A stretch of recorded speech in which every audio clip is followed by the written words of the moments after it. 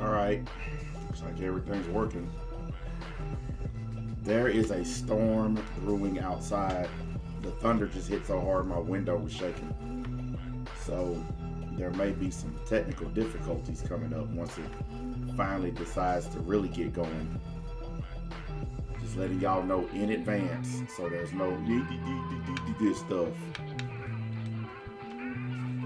And of course, this stream is brought to you by Demonetized, because anytime you say anything about a black woman, they demonetize you before you say anything. So just letting y'all know, yeah, they've already struck.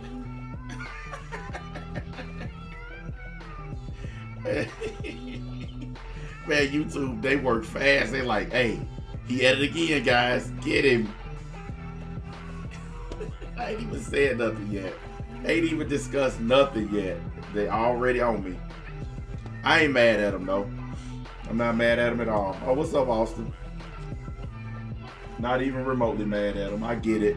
You know, they gotta blacklist those people who they think are a problem. If you in my Discord, you know, bring yourself out of there and come watch the stream, you lazy wankers. I've been doing some research on this topic while we've been waiting, and that's what took me so long to get it set up. I was trying to read articles and listen to videos, and she broke the rules, but instead of owning the fact that she broke the rules, people want to either change the rules or blame it on race. Most of her supporters are just refusing to admit she knew how important the Olympics was, and she decided to smoke weed anyway. I don't know how this can be turned into a race issue. The only color involved is green. She chose to smoke weed knowing that the Olympics was on the horizon. She chose to throw her dream in the garbage by getting high. And this is an inherent problem with the black community. Y'all want to get high, but you don't want to pay the price for getting high. I've never done drugs in my life and never will, because they're stupid. And honestly, all it leads to is trouble. You may not get caught the first time or the second time. You might not get caught the 20th time, but you're going to eventually get caught, and it's going to ruin your life. So that's why I just don't bother. I have enough real life problems. I don't need to add chemical problems to it. And that's exactly what happens when you do drugs. You get chemical problems. Oh, Mega Man, thanks, man. Monetization fees. I'm crazy, man. But you guys, before I even get into that, I just want to make this clear. I'm on record as saying that all drugs should be legal. I'm very libertarian when it comes to drugs. I believe that if you want to do them, that's your business. But don't come back running to the government later for help once you get hooked on them. That's how I feel about drugs. Yes, you should have the freedom to do them if you want to do them. But if you become a cracked out loser, then don't come and ask us for welfare or a treatment program or none of that, because you made the choice. That's just like I feel about prostitution. It should be legal. If you want to go and have sex with hookers, you should have the right to do so. But if you get a disease, don't come running to us, because you made the choice. That's how I feel about it.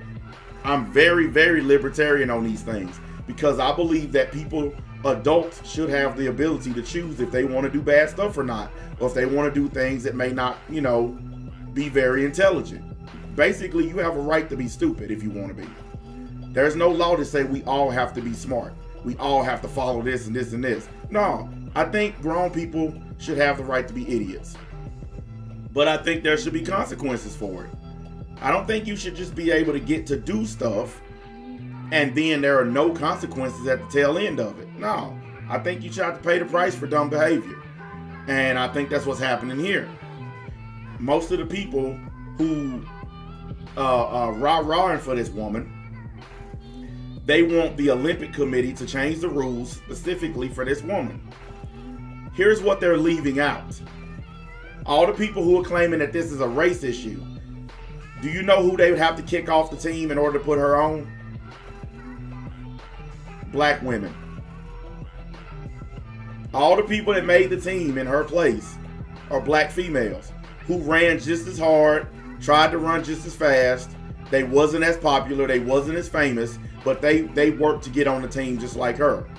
But so you would have to kick black women off to put this black woman on. So is that still racism? Because all these white folks are being accused of racism. I've seen a bunch of videos. All the black folks defending her went straight to race. They didn't stop and think about anything else. They went straight to, if she was a white woman, this wouldn't happen. Actually, if she was a white woman, we wouldn't be talking about it. If you want to be technical, if you want to be realistic. If she was white, this wouldn't even be a topic. Nobody would bring it up. Because she's flamboyant, really fast, and a lot of people think she's good looking or something, because of that, it's a topic. And being black, of course. Because never mind being a human being or being an American or being a person. Everything's about what color you are at this point. I really hate the time that we're living in. Back when the world was more racist, we didn't spend this much time talking about race. For real. Back in the 50s, 60s, 70s, 80s, and 90s, it was more racist back then than ever before, but we didn't spend this much time harping on it. I don't even remember having racist conversations in the 90s, in the early 2000s. I really don't. But here lately, that's all we seem to get to talk about is what somebody's color is. It's really stupid. I blame you new generation fags. It's all y'all fault because you snowflake faggots are the ones that keep all this race shit going. Most people could care less about it. She smoked weed knowing she was trying to get to the Olympics. She got caught knowing that they randomly drug test. So it is what it is. Anyways, let's get down into the good stuff. Y'all know where the buttons are. I shouldn't have to tell y'all to hit the like button. I'm pretty sure you can see it right there. Let's get on with this. And then after the show, the news came that you were waiting to hear. Not exactly the news you wanted to hear, but you certainly were waiting to hear it. And that is Sha'Carri Richardson, who, as I just mentioned in the Sports Center, did test positive for marijuana and therefore was disqualified for making the team for the 100 meter in the Olympics. But because of the suspension of 30 days, she actually would have been available. Her suspension would have been up by then to run in the 4x100, but they did not choose her to make the team. And there was no, they just put out a statement. The USA Track Federation put out a statement saying it was, quote, incredibly sympathetic towards Sha'Carri Richardson's extenuating circumstances, and then said it fully agrees, this is key right here, fully agrees that international rules regarding marijuana should be reevaluated. Why? Because of this one girl? You want these people to change rules that have been in place for decades because one chick who y'all like got in trouble. Do you know how many people have lost their jobs? Like actual paying jobs for smoking weed, and there ain't any news stories on it? Guys, if you're getting any kind of buffering, just hit the refresh. Okay? I told y'all earlier it's storming outside my house, so it could be messing with everything. But anyways, back to this. And back to the like button too. You people showing up right now, hit the like button when you come in the door, so you don't have to keep being told. Anyways, just because the United States has some states that are making marijuana legal does not mean marijuana is legal. See, this is what a lot of y'all don't understand about how things work. So let me explain. If a state you live in makes marijuana legal, it doesn't matter because under the rules of the federal government, it's still an illegal substance. So it's only legal in that area where you're at, but it's still considered illegal to the actual national federal government, the ones that actually control everything. Yeah, you can smoke it in Colorado and California and Oregon and Washington. Yeah, you can smoke all day. But in the eyes of the government, the federal government, it's still illegal. There's still a war on marijuana and cocaine and all that stuff. You don't have to like it, but it's just the way it is. But just because a few states in our country have made it legal to smoke in public, that doesn't mean we can control the whole world. America doesn't control the world. We can't control the Olympics. We can't make them change their rules just because we change some of the rules in this country. It doesn't work that way. You guys need to understand, you folks who think that the world should run the way America runs, these countries have their own way of doing things. Okay? Just because America runs a certain way does not mean Europe is going to run that same way, or Russia, or China. They have their own way of doing stuff, and there's nothing we can do about it. Nothing, except try to navigate through these rules. Yes, I 100% think that all this stuff should be legal. People should be able to smoke, inject, inhale, whatever they want into their person. It's their bodies. They should be able to do what they want. That's how I feel about it. But I know the way I feel about it don't matter because I don't make law. I don't control anything. So therefore, it's just my opinion. As simple as that. And it added, so while our heartfelt understanding lies with Sha'Carri, we must also maintain fairness for all of the athletes who attempted to realize their dreams by securing a place on the U.S. Olympic track and field team. So with that in mind, the relay spots, because of the, again, the order, the 6th and 7th place finishers ended up moving up and therefore getting spots, English Gardner and Aaliyah Hobbs. So that's where we're at. So Sha'Carri will not go to the Olympics at all. And I know you feel a certain way about it. You can look at her face before she even started talking. You can see it on her face that she's finna go straight to the black woman victim race card. This is why I hate when these shows invite these women on. Because you know what they're gonna say before they even open their fucking mouths. I'm so sick and tired of the victim game. Black women are not victims. You guys get protected by every goddamn entity on earth. My stream got demonetized for saying black women. Just saying that shit, I got demonetized. Okay? You are highly protected. We need to stop playing this, oh, we're victims, the world is against us crap. Are you kidding me? I cannot believe that we still do this stuff. One person screwed their own chances up to go to the Olympics. One person. She made the choice. I'm tired of people not wanting to accept the fact that when someone makes a choice, it's on them. The Olympics committee did not make her smoke weed. They didn't tie her down and stick a blunt in her mouth. So we need to stop trying to blame them for what she chose to do. What is wrong with y'all? What's wrong with making somebody own their choices? If you choose to step out into a busy street and get hit by a car, you made that choice instead of waiting for the light to change. You chose to jump out there thinking you could make it and you got hit by a car. Whose fault is that? Yours or the person that's going about their day driving?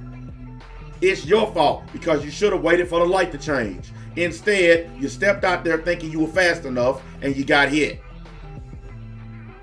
But most of y'all, because you don't believe in accountability, you will blame the driver. Why did you run me over? Let's see. You stepped out in front of a car with no notice, no warning, and I wasn't paying attention and hit your ass because you shouldn't have been there in the first place. No accountability. This younger generation, y'all kill me with this junk. Every time y'all fucking do something, y'all blame it on older people or the white man or something, or race, or systemic racism. Y'all are fucking jokes.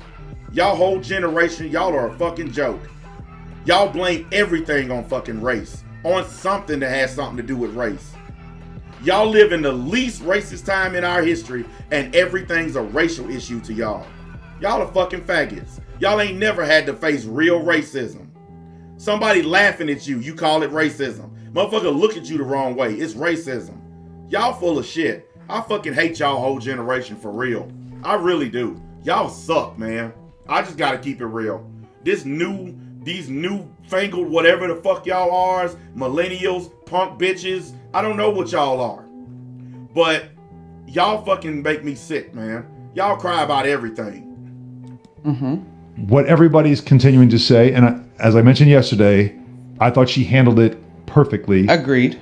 By showing the contrition that you would expect. You'd want to show, no excuses, no nothing. Did explain. Hey, listen here, dumbass. She broke the rules. She broke the rules. It doesn't matter about any of what you just said. She broke the rules. Rules are put into place to govern everything. And if we just decide because you like her, the rules don't apply to her, then that means anybody can use that standard. Because you like somebody, they don't have to suffer the consequences for their own actions. Do you realize how fucking stupid you are, right? Do you understand that? I don't care if she was a white woman. Breaking the rules is breaking the rules. If she was a white woman, we wouldn't be talking about it. The white woman would be serving her suspension and nobody would be discussing it. We're only talking about it because dumb folks like you keep on blaming it on race. That's why we're talking about it. Y'all think because y'all like her, we should just say fuck it and let her do what she wants. She got the mandatory suspension that everybody gets. When men get caught using steroids, they get banned by the Olympic Committee, it's for a month. If you get caught smoking weed, it's for a month. She got caught, she got a month. I don't know why y'all saying it's race when everybody who gets caught gets a month. They suspend you for 1 month and then they retest you. And if you're clean, you're back in. So, how is it about race when everybody gets the same punishment? How's that race? Everybody gets the same punishment. Black, white, don't matter. They get the same exact punishment if they get caught with substances in their system. If you fail your piss test, you get the same treatment as everybody else. So, once again, how is it race when she got the exact same punishment that everybody else gets? If they would have gave her 3 months compared to everybody else getting a month, then you'd have an argument. But she got what everybody else got.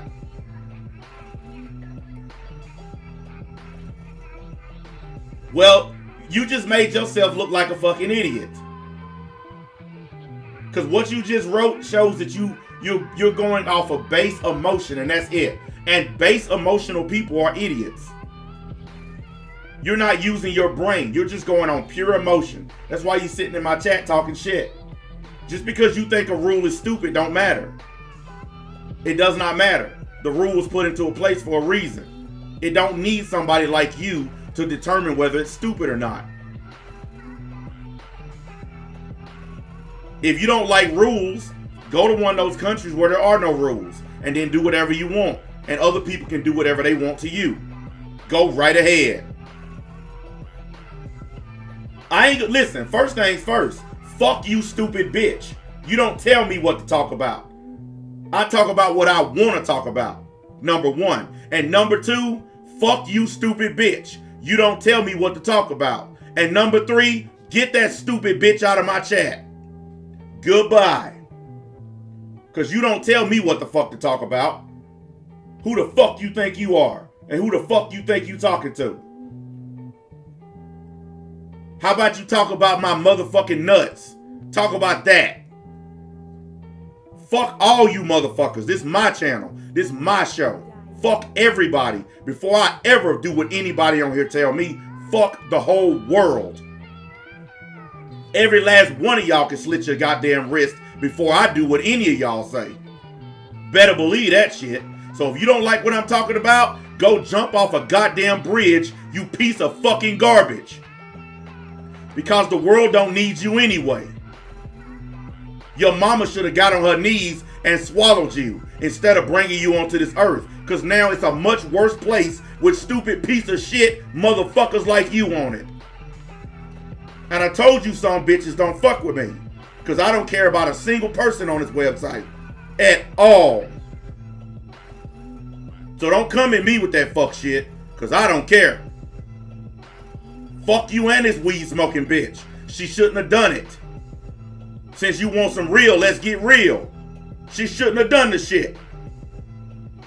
I'm sick of all you dumbass niggas coming on here defending people just because they black instead of fucking using your brain.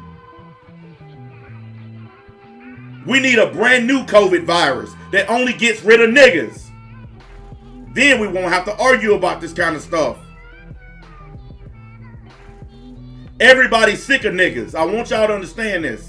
Everybody's sick of niggas. All of us. White people, black people, everybody. We tired of you motherfuckers. You ain't welcome on my channel. Every time you speak up, we gonna get rid of you. Cause we do not like niggas. At all. And if you go around and want people to get away with shit or be allowed to do whatever they want because of their skin color, then you are a nigga. That's all you ever gonna be. Please die and save us the trouble so we don't have to kill you. Can't stand you motherfuckers. Only thing I hate more than stupid is stupid niggas. What she went through, again, the emotions of learning that her biological mother had passed. She learned. Who gives a shit? Just because her mama died don't give her the right to break the rules. Oh, my mama died, I'm finna go rob a bank. Somebody dying don't give you the right to break the rules. Learned it from a reporter who was setting up to interview her. You know what? ESPN, this right here is why nobody likes your fucking station anymore. This is why people go to Fox Sports now. Because y'all are tuning this shit up and ignoring the fact that she broke the goddamn rules. Which caught her off guard and then dealt with it in a way. Hit the like button, by the way. And if you a dumb punk ass, crybaby, nigga ass faggot, then leave. And that way we don't have to ban you. That she realized was not the right way to deal with it, but it cost her now a spot at the Olympics. She vows to be back at the Worlds and then once again at the next Olympics, but she will not be in Tokyo for the U.S. Your thoughts? So yesterday, as we talked about this, you remember what you... As soon as she started talking, I wanted to turn this off. Why do black women start every conversation like this? They always got to smack their lips first. Every black woman, right before they start talking, they all do that. Why? Why do every one of y'all start off every conversation smacking your lips? I don't care if they rich, poor, it don't matter. Every black woman I've ever talked to or ever heard, they start every conversation off doing that shit. Can you please not act like a ratchet piece of trash? It's bad enough ESPN put you on camera, but can you not be a ratchet ghetto piece of shit, please? You said when I was like, well, she's the fastest. It's a no-brainer, right? And if y'all can't tell, I really don't like niggas at all. So if this offends you in any kind of way, suck a dick. I don't give a fuck. Right? Like, to be on the Olympic team, right? I was not as confident, and here we are. Let me say this. She handled the response to the initial test perfectly. Incredibly graceful accountability. She said that she was hopeful that if she had this opportunity, she would be given an opportunity, she would be able to take advantage of it. We now know that she will not. Well, maybe she should have thought about that before she was smoking weed right before the Olympics. You know that you're going to be tested. Okay? You know they're going to test you. You've been running track your whole life. You know you're going to be drug tested. How is this a race issue when you know for a fact you're going to be drug tested? If you have a job and you know that your job does random mandatory drug testing, why would you go home and smoke weed every damn day knowing that they could potentially call you at any time? Why would you do that? Unless you just don't want to keep your job. We would not be talking about this if she was a white woman, a white man, or even a black man. Wouldn't even be talking about this. We're talking about this because she's a black woman who happens to be famous in the eyes of some people. She's not famous to me because I don't give a fuck about motherfuckers running track. She's just a broad to me, but to some people she's famous or whatever. But that's the only reason we're talking about this shit, because it's a black woman. If this was anybody else, it wouldn't be a story. And we all know it wouldn't be a story. So let's stop pretending like black women are under attack. This is only a story because she done this stupid shit.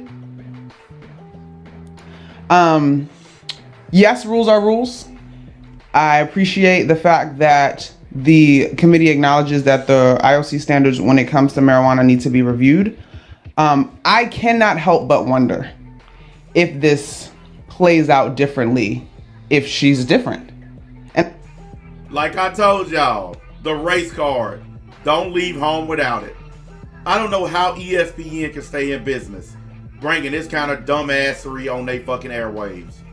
There was nothing about this that said race anything, because she got the same punishment everybody else gets for having a failed piss test. You know what would happen to her if she had a regular job and she failed her piss test? She'd be unemployed. And she would have trouble getting another job because everybody she applied to, they would be told about the piss test that they failed, and you would not be able to get another job for a long time. We're all upset, apparently, because she don't get to run in a fucking race. But you got people who literally can't find a job because of a piss test. Why are we not talking about them? If we need to relax the standards on piss tests and on weed, shouldn't we start with people like that who are losing their jobs instead of some celebrity? Don't you guys find it funny? Shit that regular people have been dealing with, they only care about it when it happens to somebody famous. Niggas been losing their jobs forever over weed. White people too. But now that it happens to somebody famous, now we care about weed smoking on the job. Now we care about it all of a sudden. Why do you care about all them other people that lost their jobs? People who can't get new jobs because of weed. This is so fucking stupid. Something told me I shouldn't even have talked about this dumb shit. This is so fucking stupid. And I know I'm gonna be accused of race baiting and the whole bit, but I just cannot help but wonder. And I do also understand the rules. Now, apparently you don't understand the rules. Because if you did, then you wouldn't have brought in the race crap. And she freely admits that she's race baiting. Yes, you're race baiting. You're trying to take a technical issue with a piss test and turn it into a racial issue. White people smoke weed too. Why we all try to act like the only ones that smoke weed are black people? Because in order to make this a race issue, you have to assume that only niggas smoke weed and white people don't, and Asian people don't. In order to make this a race issue, you have to make that assumption that niggas are the only ones smoking. We all know that's not true. How do you do what she did and then turn it around on other people? I've talked with folks in my circle last night preparing for the show. There's the argument that, well, she blew it, and can you trust her not to blow it again between now and then in the relay, right? And that's part of this conversation too. But to me, if you believe that this incident was isolated because of the response to, yes, Michael Phelps, the white swimmer that broke all the records. Yes.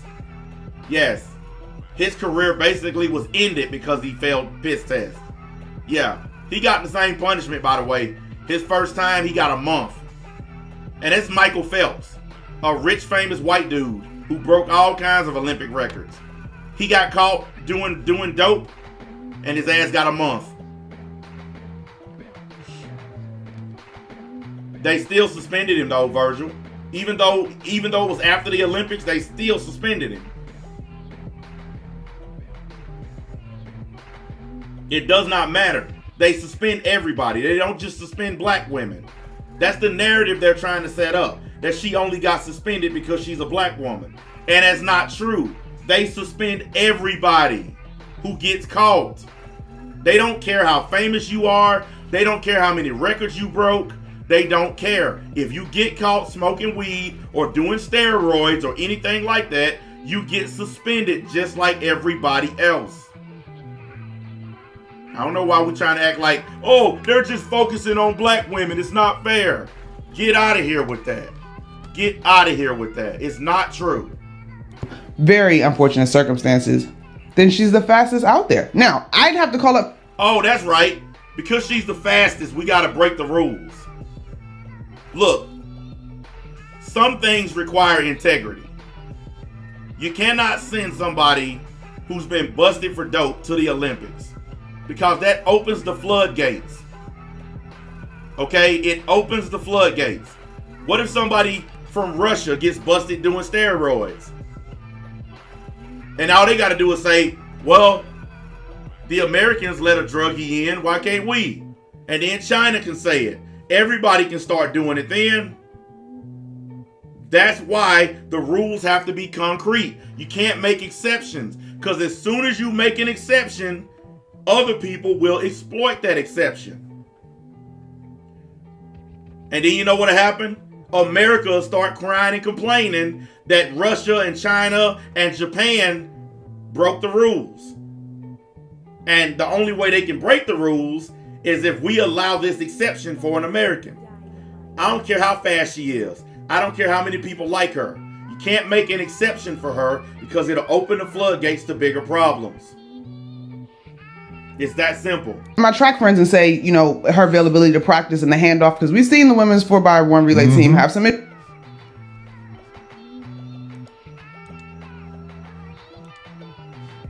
Oh, I was finna take care of that one personally. You beat me to it. Fuck you, bitch. I might not be able to ban you, but I can still cuss your stupid ass out, you piece of garbage. Issues.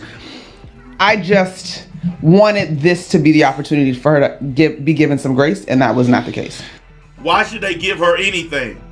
She had an opportunity. She blew it by smoking weed. You see what I mean? They're sitting there talking. They're trying to make it seem like the Olympic Committee took her opportunity away. No. When you put that blunt in your mouth and lit it, you took your own opportunity away.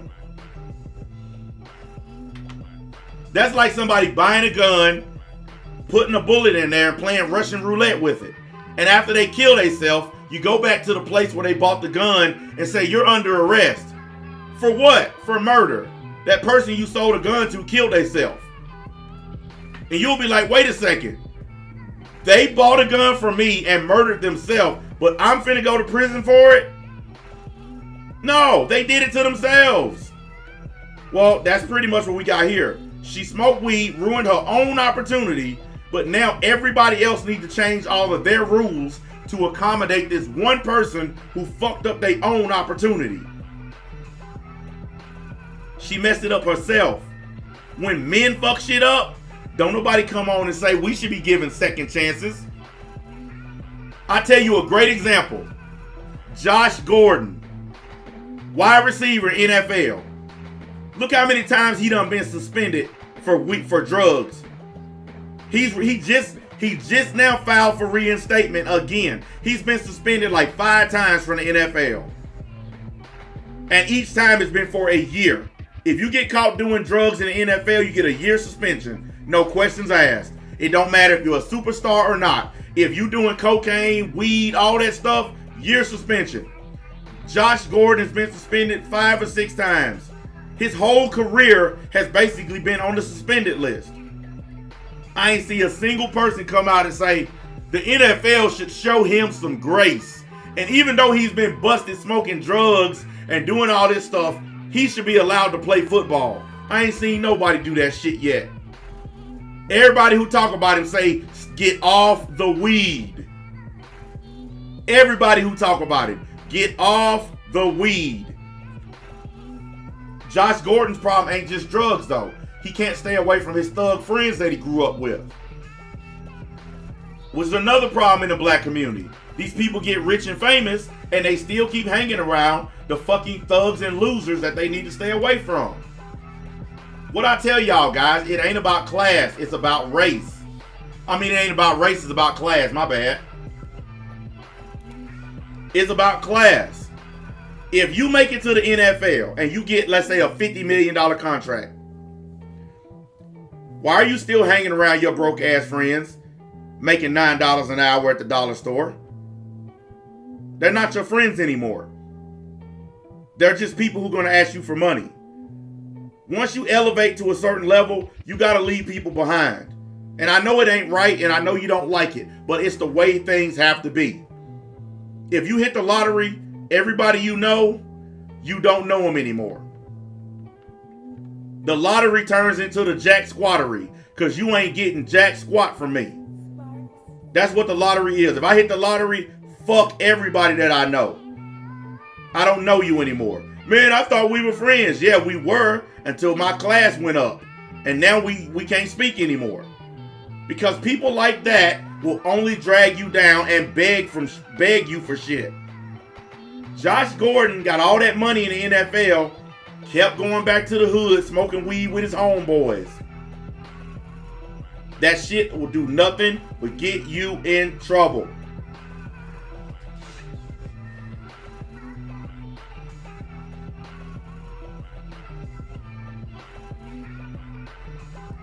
Wait a minute, what? What y'all arguing about?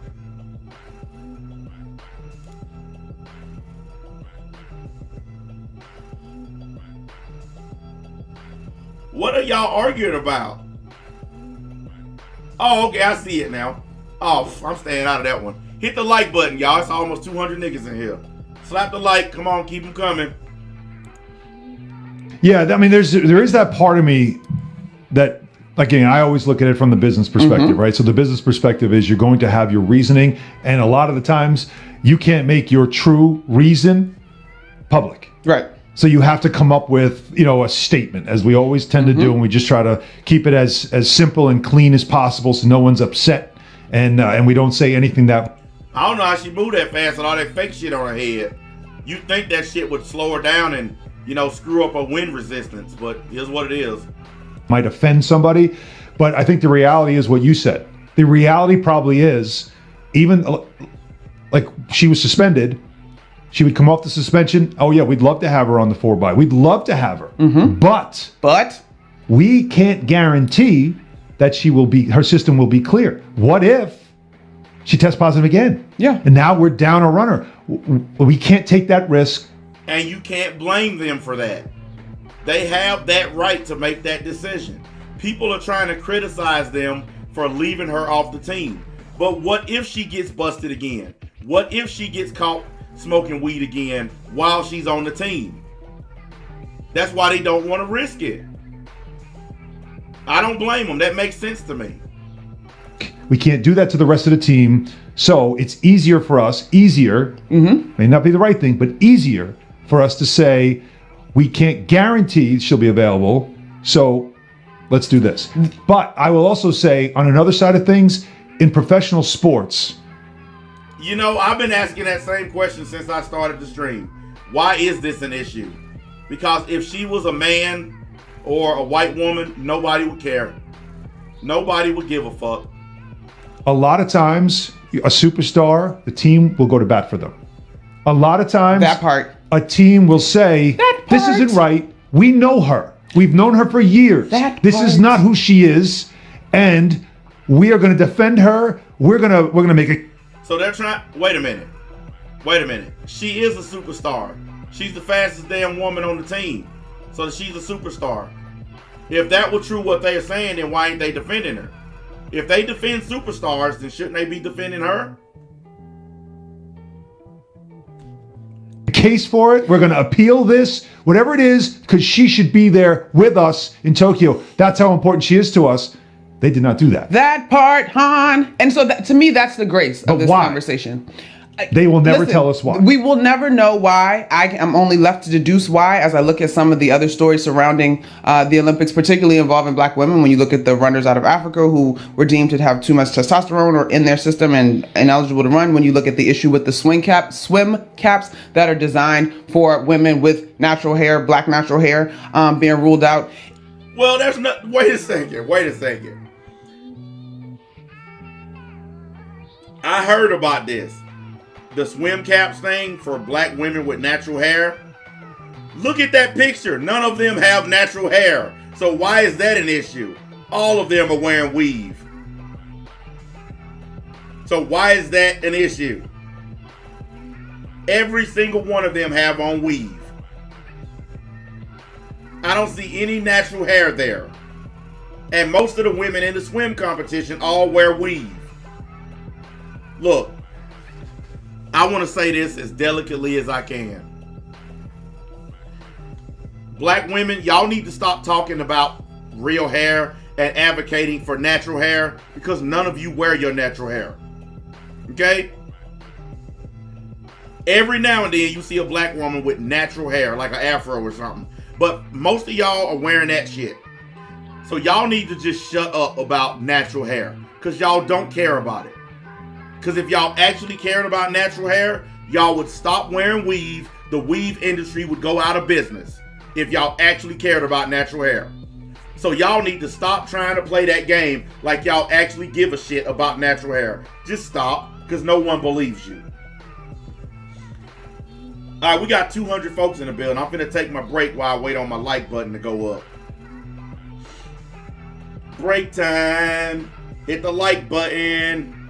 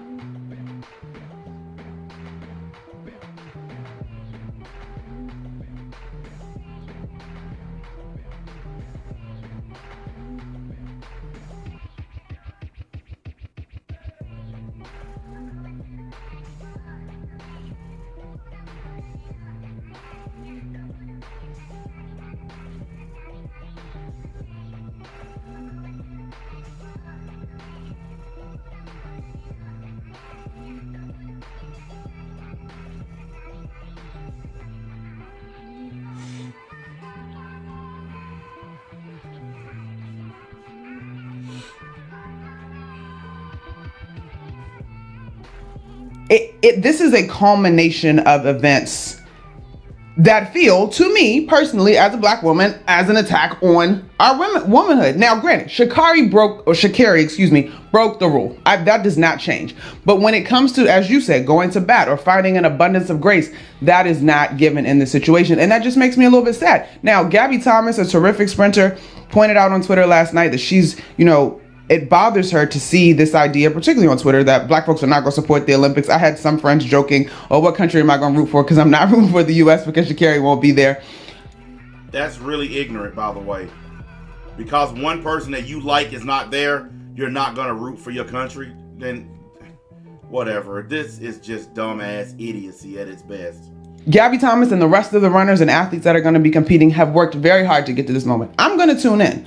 But when I reflect on the things leading up to Tokyo, this unfortunately will be a part of the narrative. And to me, some of the decisions and the rules, it has to do with what is unknown as opposed to getting educated. Let me ask you this, Monica. Then what would you have done if you were in charge? You would have let it run. We already know the answer to this. How would you have handled this? What would you have liked to have seen when, let's say, you were in charge of the team? Correct. And it came onto your desk.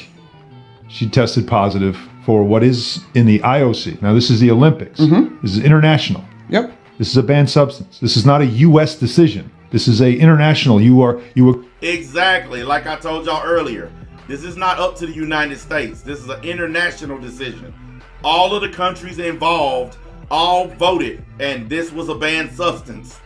It wasn't just America and that's it. All the countries involved in the Olympics had a hand in this. And they all voted on the banned substance list. All of them, not just America. They all agreed that marijuana was on the list. Agreed to play by the rules of the International Olympic Committee. And this is the rule. This should not be in your system. It's in her system. How would you handle it? Where else can I get her in? Because she represents right. Well, the that's U.S. the part. The suspension would have been talented, up. right? She would have been able to race in the 4x would you would I have a would've race put her on and you my would tell the 4x rest of the team, we side with her, we trust her. I would put her believe on in my that. 4x team, and See, look, just straight emotion.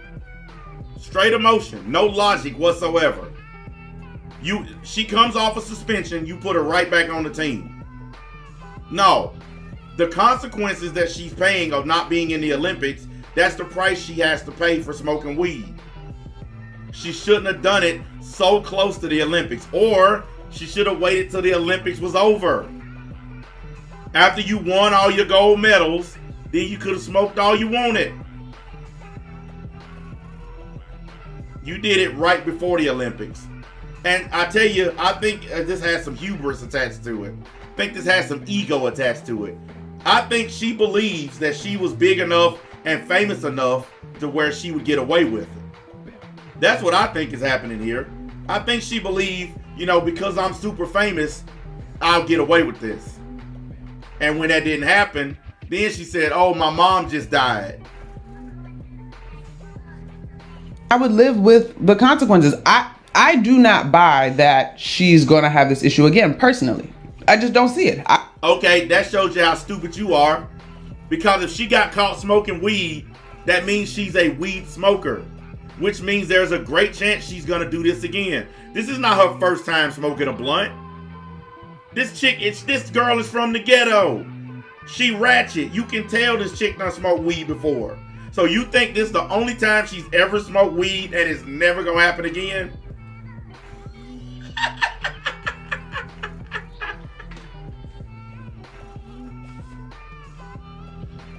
Yeah, right. Come on. You have to be worried about this happening again because this chick is not a brand new weed smoker. She's not new to it. And most people who smoke weed have smoked it more than once. I cannot believe this. I would put her on the 4x team, and the answer to me would be, look at these times. Look at these scores. We want to put ourselves in the best position to win. Now, yes, we want to win at all costs, even at the cost of American pride. We don't care that she fucking smoked weed. We want to win gold medals, so she's going to race regardless. That really shows that they care about America. They care about the pride of this country. They care about how our country looks in the eyes of other people. Yeah, let's win at all costs. What? You got steroids in your system? Oh, don't worry. We're going to put you on the team. You got weed in your system? Oh, don't sweat it. We'll figure out a way to put you on the team.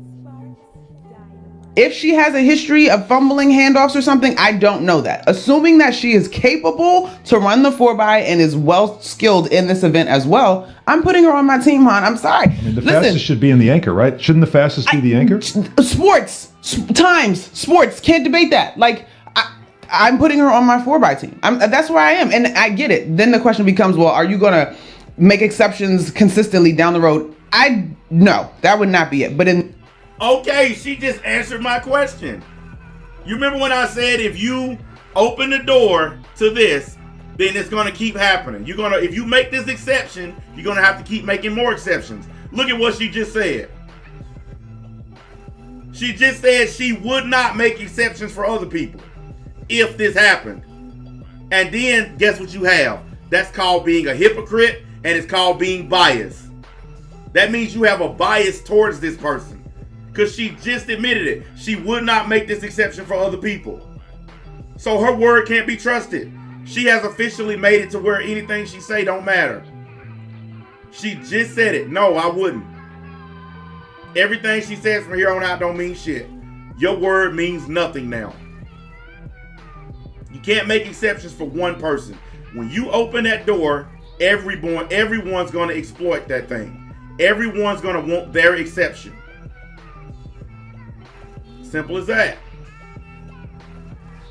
in this particular case, and I don't know how often this comes up when we get ready to prepare for the Olympics, in this particular case, I would have put her on my 4x team, and I'm not apologizing for that. Yeah, and just to explain to everybody too, because I know there has been, especially. Oh, what's this? I'm not apologizing for it. Of course. You a black woman. Y'all never apologize. Duh.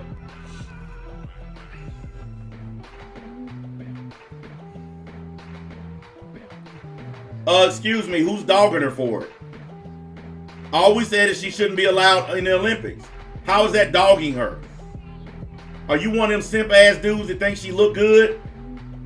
Well, guess what? She ain't never gonna fuck you. She don't know who you are. Don't come on here simping for this woman. You don't know her.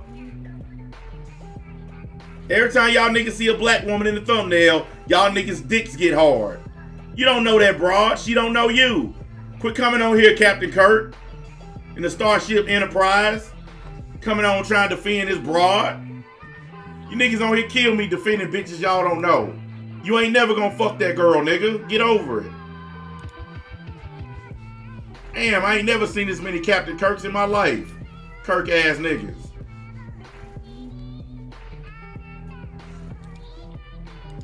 We're going to turn to the Tokyo Olympics and some controversy actually before the games begin later this month. Have this swim I don't care about the shower cap shit. Let's get to the stuff that talking matters. about here. You know that the World Anti-Doping Agency has listed marijuana as a banned substance. We know too that it's been legalized in nearly 20 states. Do you think It's been legalized in 20 states. Hey lady, there are 50 states in this country. So you still got 30 more to go before it's legal in all of America. So because it's legal in 20 states, it should be legal for the Olympics. Do you guys see the logic? Black women defend black women no matter how wrong they are. This chick was wrong for smoking weed, and these women are looking for ways to defend her. No matter how wrong she is, they don't care. They don't care. that it's time to have a conversation about what gets banned when it comes to something like this? Even, you know, the president's press secretary was asked about Sha'Carri Richardson, and they acknowledge she's a phenomenal athlete. She has an inspiring story, but who gives a shit? Having an aspiring story, being an athlete should not preclude you from following the rules. Everybody has to follow the rules, no matter how spectacular you are, no matter how great of a person you are, no matter how you look, no matter nothing. You have to follow the fucking rules. obviously she will not be competing, and she's one of the world's fastest women. And Jamil, it's not. That's the only reason they like her. These niggas especially. These niggas like her because she a ratchet. That's the kind of chick they chase after in the hood. She a ratchet.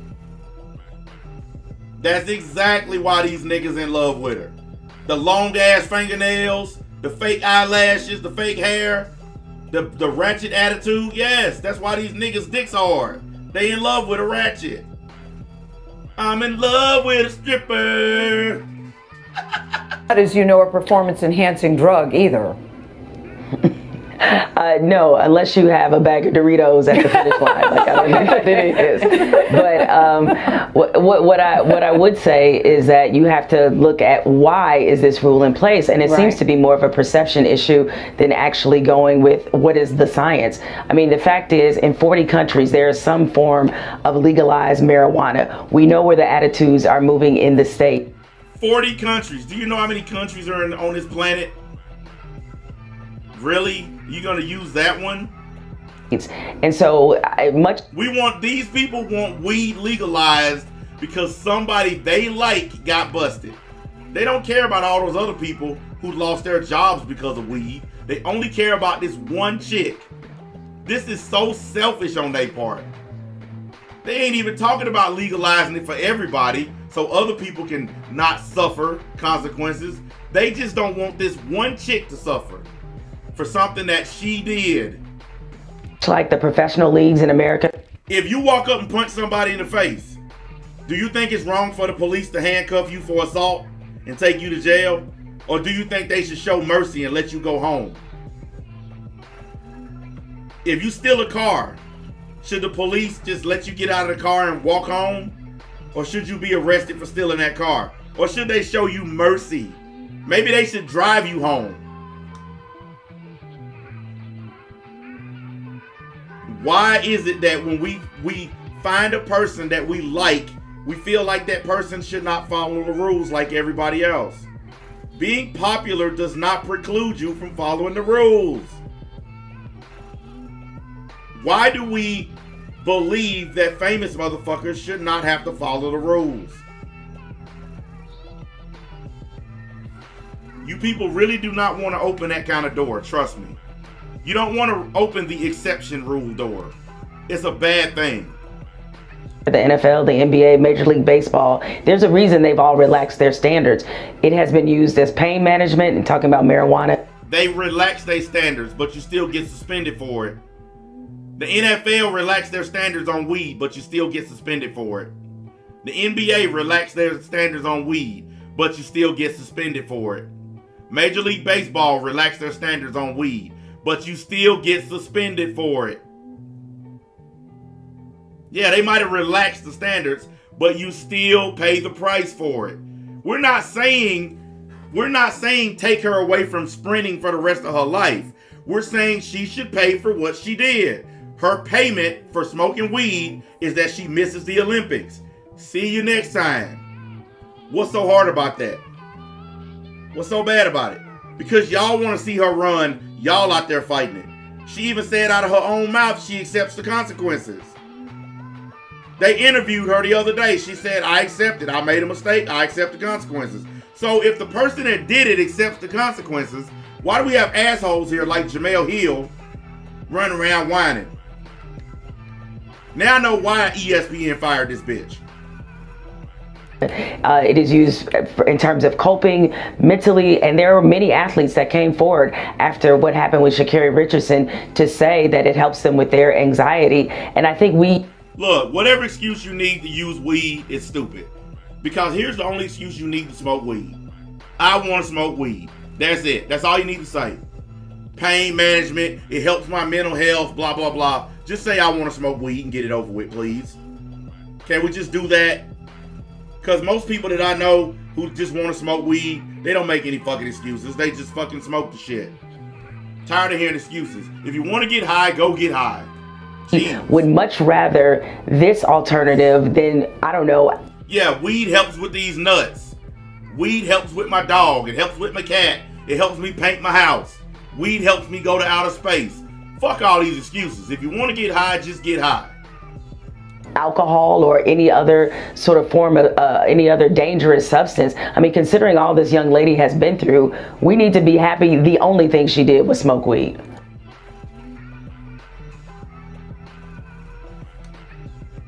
Everybody's parents die. Our parents in most cases are much older than us, been around longer than us, and they're gonna die before us. So by this standard, every time your mom or dad dies, you get to do whatever you want. You get to do whatever you want, basically. When I left my dad's funeral, I didn't tell myself, all right, my dad just died, time to go rob a bank.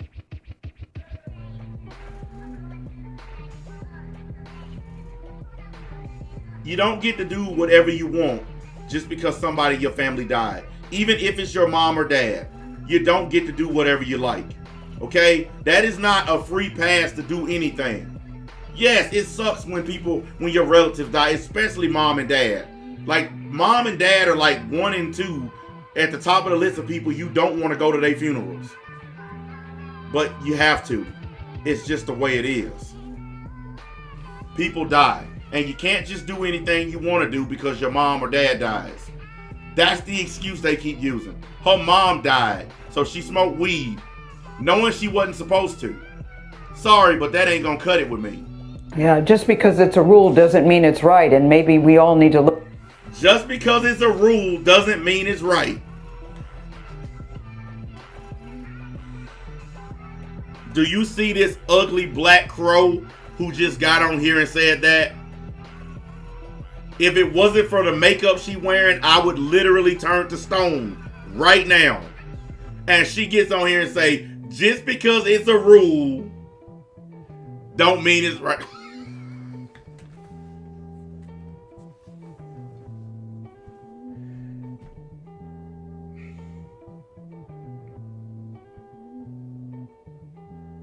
Then why have rules then? Let's cancel all rules right now. No more rules at all. Everything goes. Let's just do it. Let's give all these Black Lives Matter activists what they truly want. Let's just do the Wild West, guys. No rules. Let's just go 100% no rules. No police, no laws, no nothing. Let's just open this thing up. Let's just go straight Billy the Kid, Wild West style. Everybody toting guns, everybody doing whatever they want to do. Might as well, right? Might as well. Just because it's a rule don't mean it's right. So the rule against doing drugs is wrong, basically, according to this old crow right here.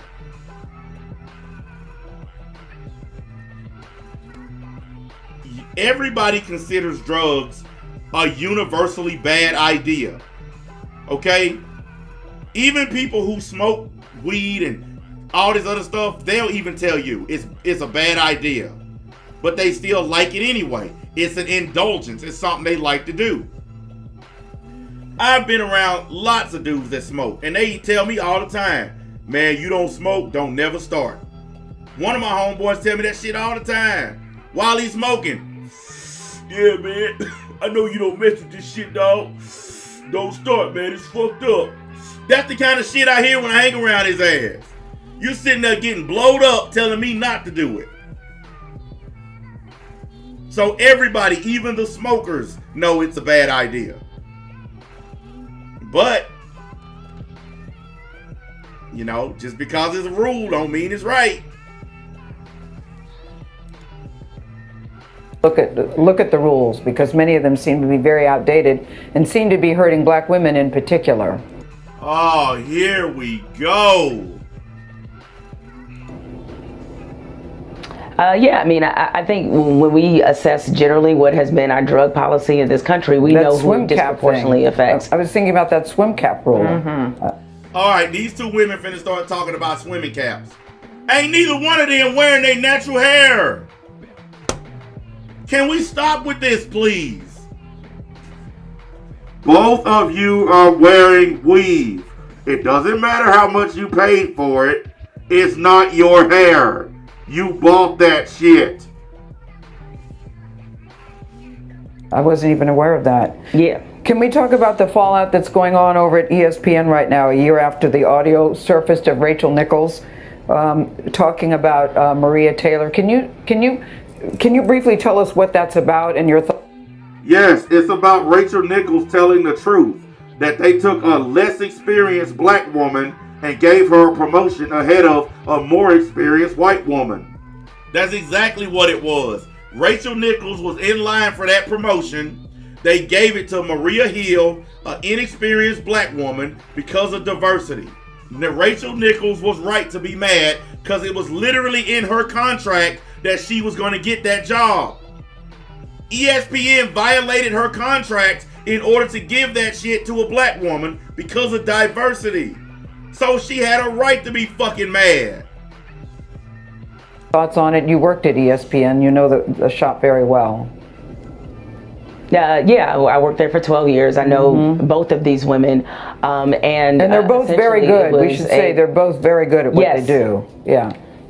Yes, they're both very good, both very admired and professionally by a lot of people in this business. And essentially, in a private conversation that was, that a lot of people at ESPN heard because it was on a company server.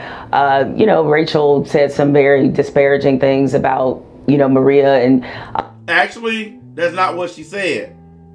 She said she told ESPN, if you want to hire somebody with less experience just for the sake of diversity, then go right ahead.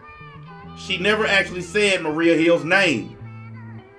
We talked about it earlier on an earlier stream. She didn't even say the woman's name. She said, ESPN, if you want to hire somebody with less experience just for the sake of diversity, then go right ahead. That's what she said.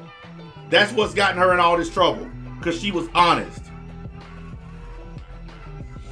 There was an assignment that was promised to her contractually, and that assignment was going to go to Maria, and kind of all hell is broken loose. And listen. Did you hear that? Even she just admitted it. It was in Rachel Nichols' contract. They signed a contract. And they promised that job to Rachel Nichols. But when it came time for her to get the job, they gave it to a black woman. For no reason except diversity. Guys, I want all of you right now. I want all of you right now to stop and think about this. If you sign a contract stating that you're going to get a promotion at a certain time, and when that time comes, they come to you and say, never mind what it says in your contract, we're going to promote that person right there. Don't you think you got a right to be pissed off? Then what's the point of signing the damn contract? What's the point of signing the contract if they just gonna break the damn thing? All you diversity hunters out there, you don't want to bring up the fact that it was in Rachel Nichols' contract. I notice all of y'all keep skipping that part. Y'all keep skipping the fact that it was literally written in her contract. What's the point of signing a goddamn contract if the company's not gonna stick to it? If it happened to you, you would be pissed off too. All you motherfuckers crying about it would be pissed off if it happened to you. This is why I think majority of y'all that come online and watch these streams and shit are just fucking piece of shit hypocrites. As long as it don't happen to you, you don't give a fuck. If it happened to somebody else, you don't care. But if you sign the contract and then the company reneged on it, your goddamn ass will be pissed off too. And you know you would. Bunch of fucking hypocrites on here. She needs to sue ESPN. I would sue them and I would quit. Because they violate the contract. She can walk away from them anytime she wants now because they broke the contract.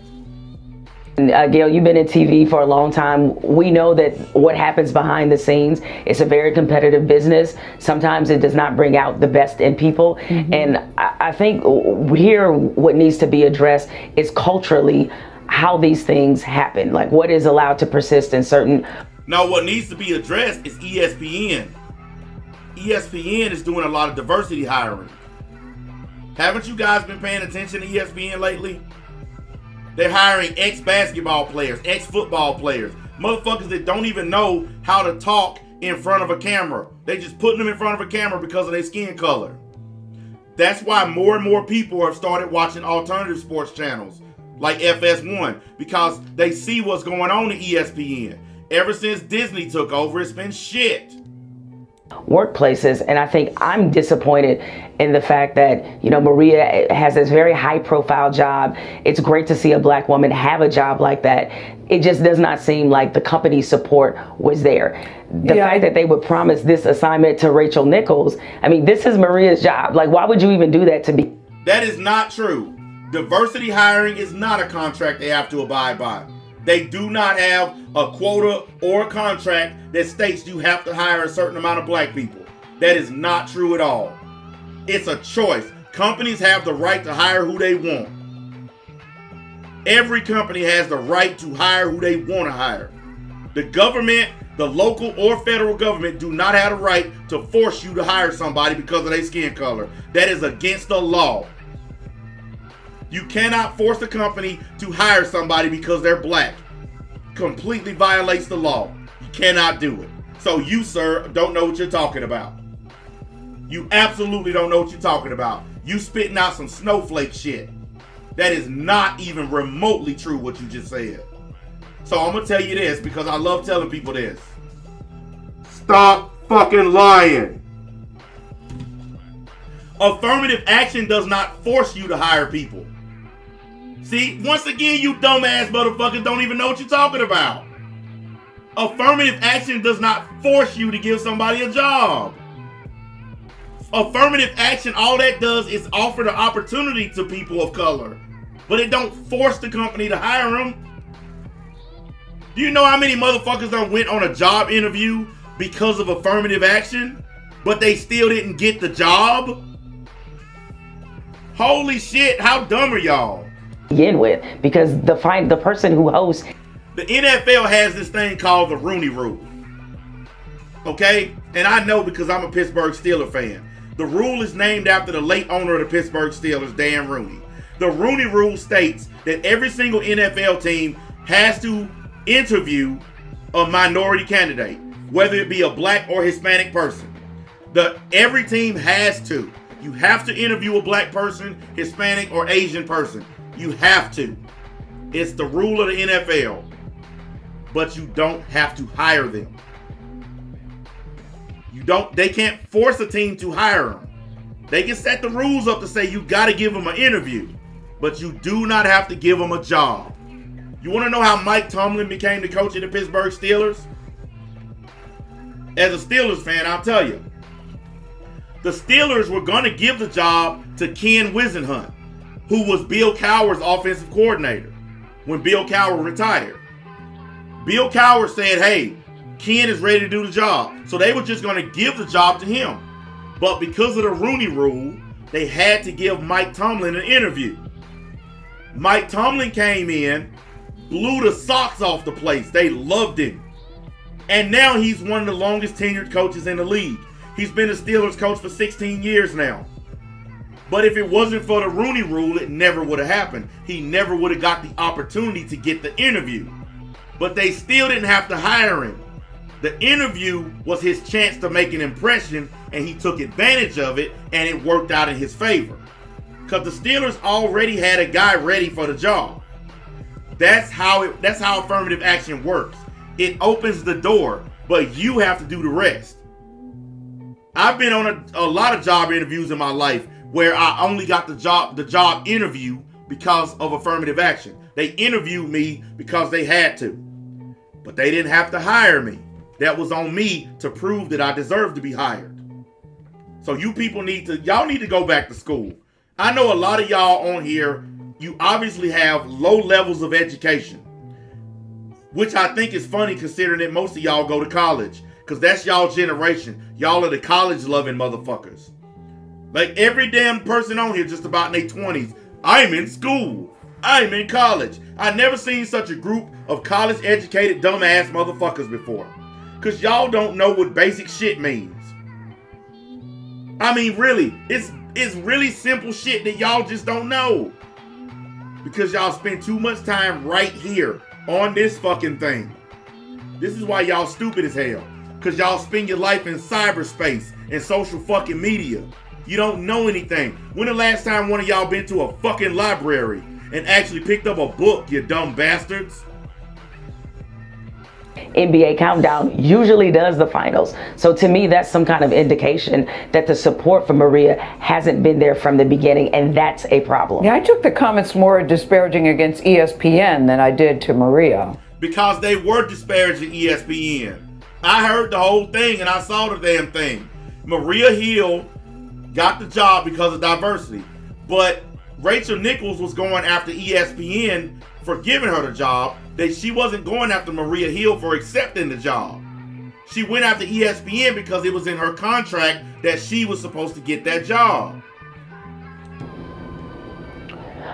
Well, but here's the other thing that this touches on. I mean, I think black women, especially black people in the workplace, we get a little tired of somebody insinuating that the reason that we have a job is because we're black. Yes, we do. You know, that gets very tiresome. And I know that, you know. You know what really burns me up? Black women love to say this shit, but here's something that you always hear them say. And you hear white women say this too. There aren't enough women in this business. There aren't enough women in this business. There aren't enough black women in this business.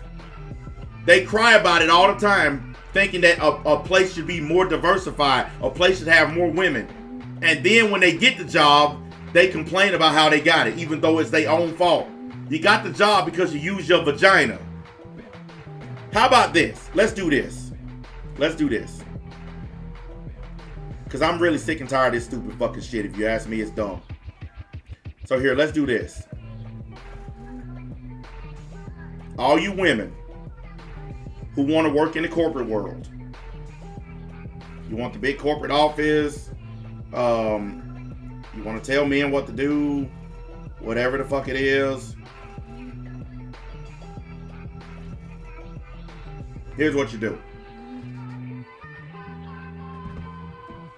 since you want to use your sexuality, you want to use your gender, you want to use your vagina to get promotions, to get jobs, all this,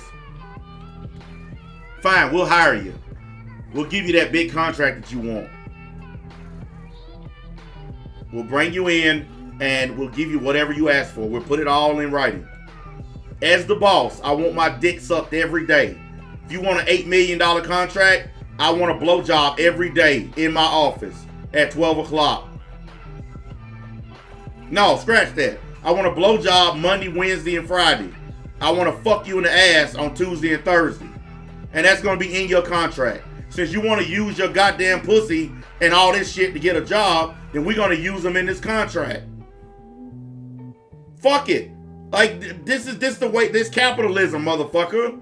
You want $8 million? Then fine, you're going to be dropping them draws. Fuck it. Because people are getting tired of this shit. We get tired of bitches using their goddamn vagina against us. Nobody want to hear that stupid fucking shit all the time. Now, yes, you're a woman. We get it. Blah, blah, blah. Damn, motherfuckers get tired of hearing that shit every day. I'm a woman. Hear me roar. Yay, we get it. Roar. You're a woman. Fuck off. Motherfuckers should not put up with that shit every day. Especially in this business, especially in sports, where you don't see a lot of black women in the role that Maria is in. She hears that 100 times a day. Yes. And so to hear that from a colleague, another woman, I can imagine that would be very harmful and hurtful. Then fucking leave. Leave. Like I told y'all earlier, I think it's funny all this Maria Taylor shit going on right now because she's trying to get a bigger contract from ESPN. Yet, if y'all didn't hear, she thinks she deserves to be paid on the same level as Stephen A. Smith. And ESPN told her no. That's what's going on here. That's what's really going on. And all these women coming out got her back, trying to get her a Stephen A. Smith contract. You're not going to get a Stephen A. Smith contract. It's not going to happen. You might as well forget about it.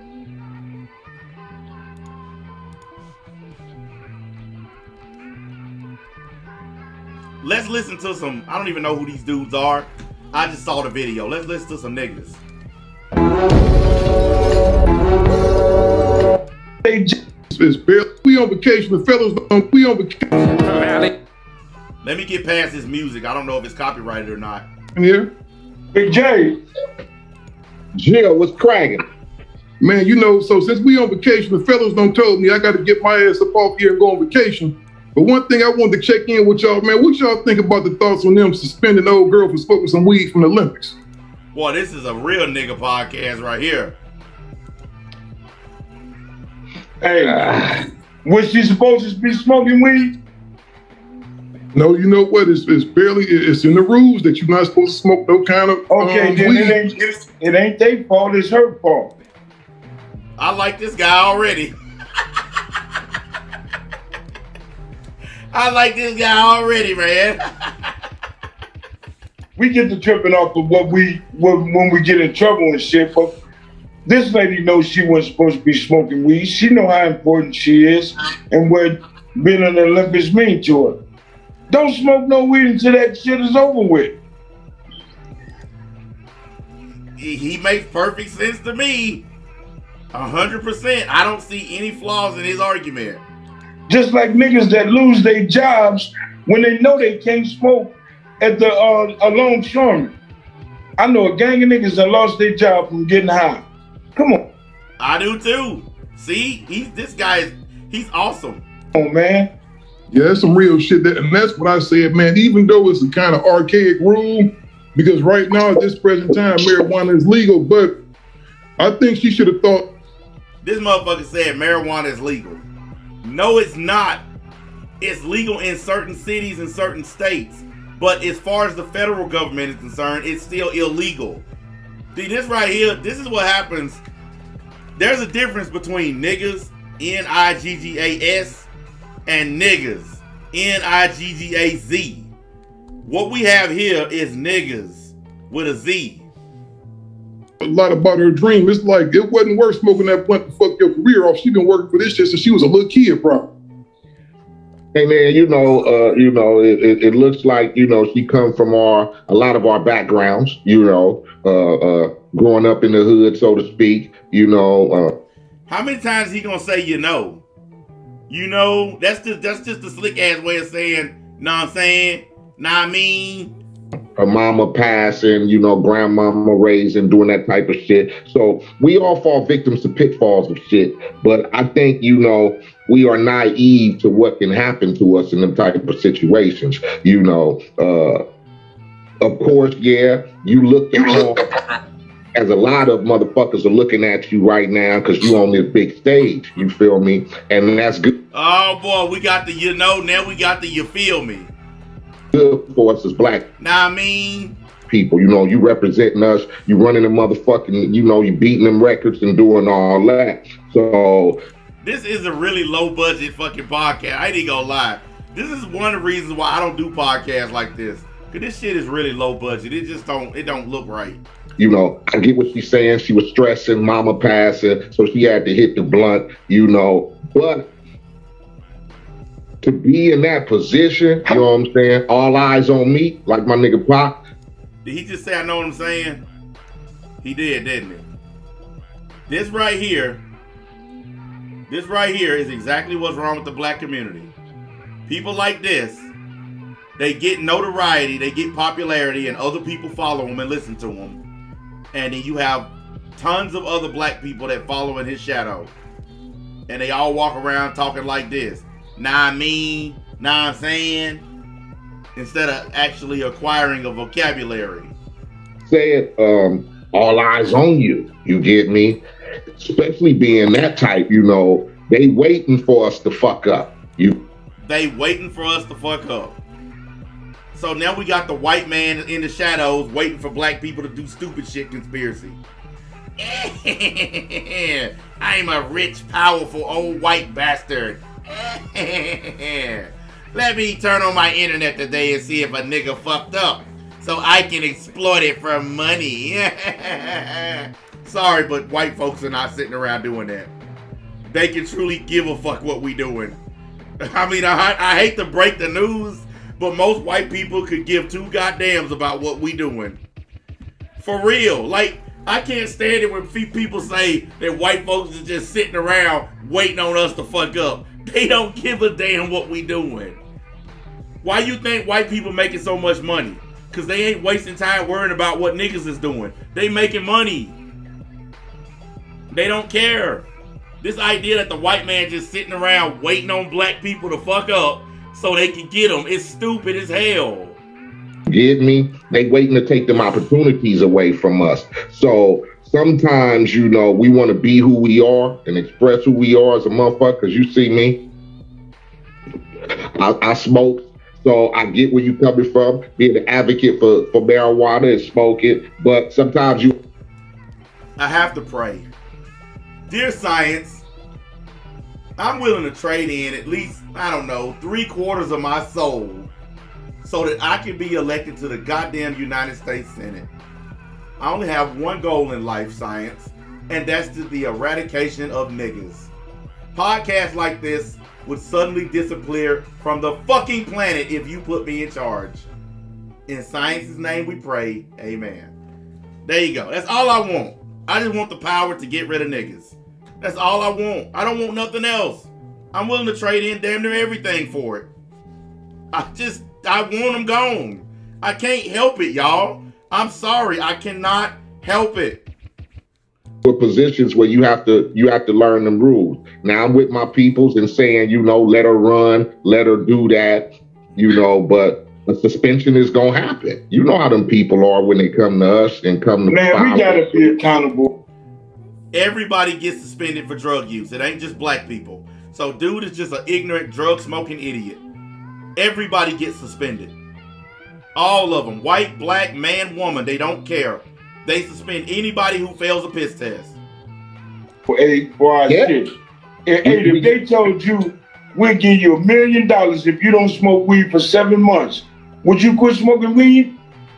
I'm gonna quit if I want that money, yeah. And I gotta be serious about it too. I can't say but yeah. That's my point exactly. I can't say yeah and then go try to sneak off and hit the blunt and then try to dilute it or take something, whatever. You notice how older black men try to tell younger ones, hey, all the shit y'all blaming on white people is really your own goddamn fault. I find myself in that group all the time. An older man, I'm 44, try to tell these young dudes that all the shit you blaming on the white man, it really boils down to you doing some dumb nigga shit and getting your fucking self in trouble. I watched a video earlier today. Black dude refusing to get out his vehicle. Car stopped, engine turns off, window rolled down. He's showing his hands, and the cops, they ran his license. They found a warrant on there. He's like, hey, we need you to step out of the car. We found a warrant. I ain't got no warrant. I ain't done shit. Blah, blah, blah, blah, blah. Rolls up the window, turns on the car, punched the gas, and ran into a police car. And they had him boxed in, so he's just bouncing off police cars trying to get free. Finally, he knocks the whole goddamn bumper off the car and finally gets loose. At the end of the chase, the cops shoot his ass. Racist! They're racist! Because they found a warrant on his record. They're racist. Every time shit happens to niggas, they cause it. They do it to themselves, and then the other people involved, especially police, get called racist for doing their fucking jobs. This is why niggas need to be eradicated. Ever. If I know they gonna test me, then what you want to do? You want that million, or you want to say, fuck it, I'm gonna be who I am? And like I said, I get all the niggas and all my peoples, you know, because you see a lot of niggas going, hey man, let her run, let her do her thing, let her that. But you, like I said, when they make up the rules, it's kind of difficult for you to feel like that you can withstand the rules, man. That's just it, man. You fucking with the Olympics. You get me? You ain't outside the box here. So she know that. Now, I'm not finna fuck my $1 million off for a 30-minute high or hour high. Come on. I got 7 months. I'm dry as a motherfucking coconut. I'm cool. I'm gonna get that million. But we ain't thinking like that. We gotta get high. I ain't never got high, so that urge ain't on me. This dude is telling so much truth. People in the black community just gotta get high. They spend more time hunting for weed than they do hunting for pussy. Now, and I'm not even playing. It's dudes, they spend more time on the street looking for something to get high off of than getting pussy. Where you headed? Shit, nigga, I'm finna go get me something to smoke. Go to a hood store. Everybody in the line buying cigarillos so they can roll up some dope. That's like the #1 selling thing in the gas station, cigarillos. Yeah, man, let me get that Swisher Sweet. Let me get that Black and Mild. Like, that's it. That's all they fucking buy so they can roll up some dope and smoke it. They gotta get high. And then when they get in trouble for it, it's the white man's fault. Hey, we got Glasses on here. Glasses. I know you gonna have some. We got Glasses Malone in here, who got a new record out coming. Who got a new record out now? Glasses. I know you got some peculiar thoughts and beliefs. What you think about this whole thing, man? Why my thoughts got to be peculiar? Cause you gonna come with some old outside the realm of normal shit. So what's funny is, right, in Japan, like cannabis use recreationally is illegal. The Olympics is a world event. You know what I'm saying? It's a world event. So again, you bringing in like world politics to different. Hang on a minute. Hold on. Let me check something real quick.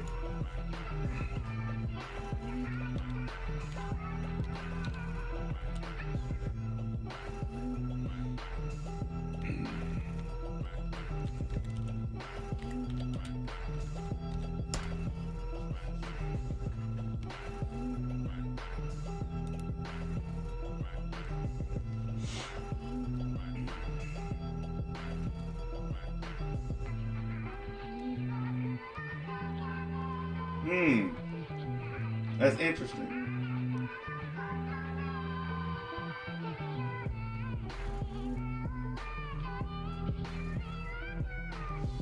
It says here, not only is weed illegal in Japan, but anything containing CBD which is one of the things in weed. Anything containing CBD is also banned and illegal. Anything with THC in it is illegal. And there are people in Japan trying to get weed legalized in Japan, but it's not going very well. I'm sitting there reading it right now. And there are very stiff penalties in Japan if you get caught with weed. Very stiff. Like prison time stiff.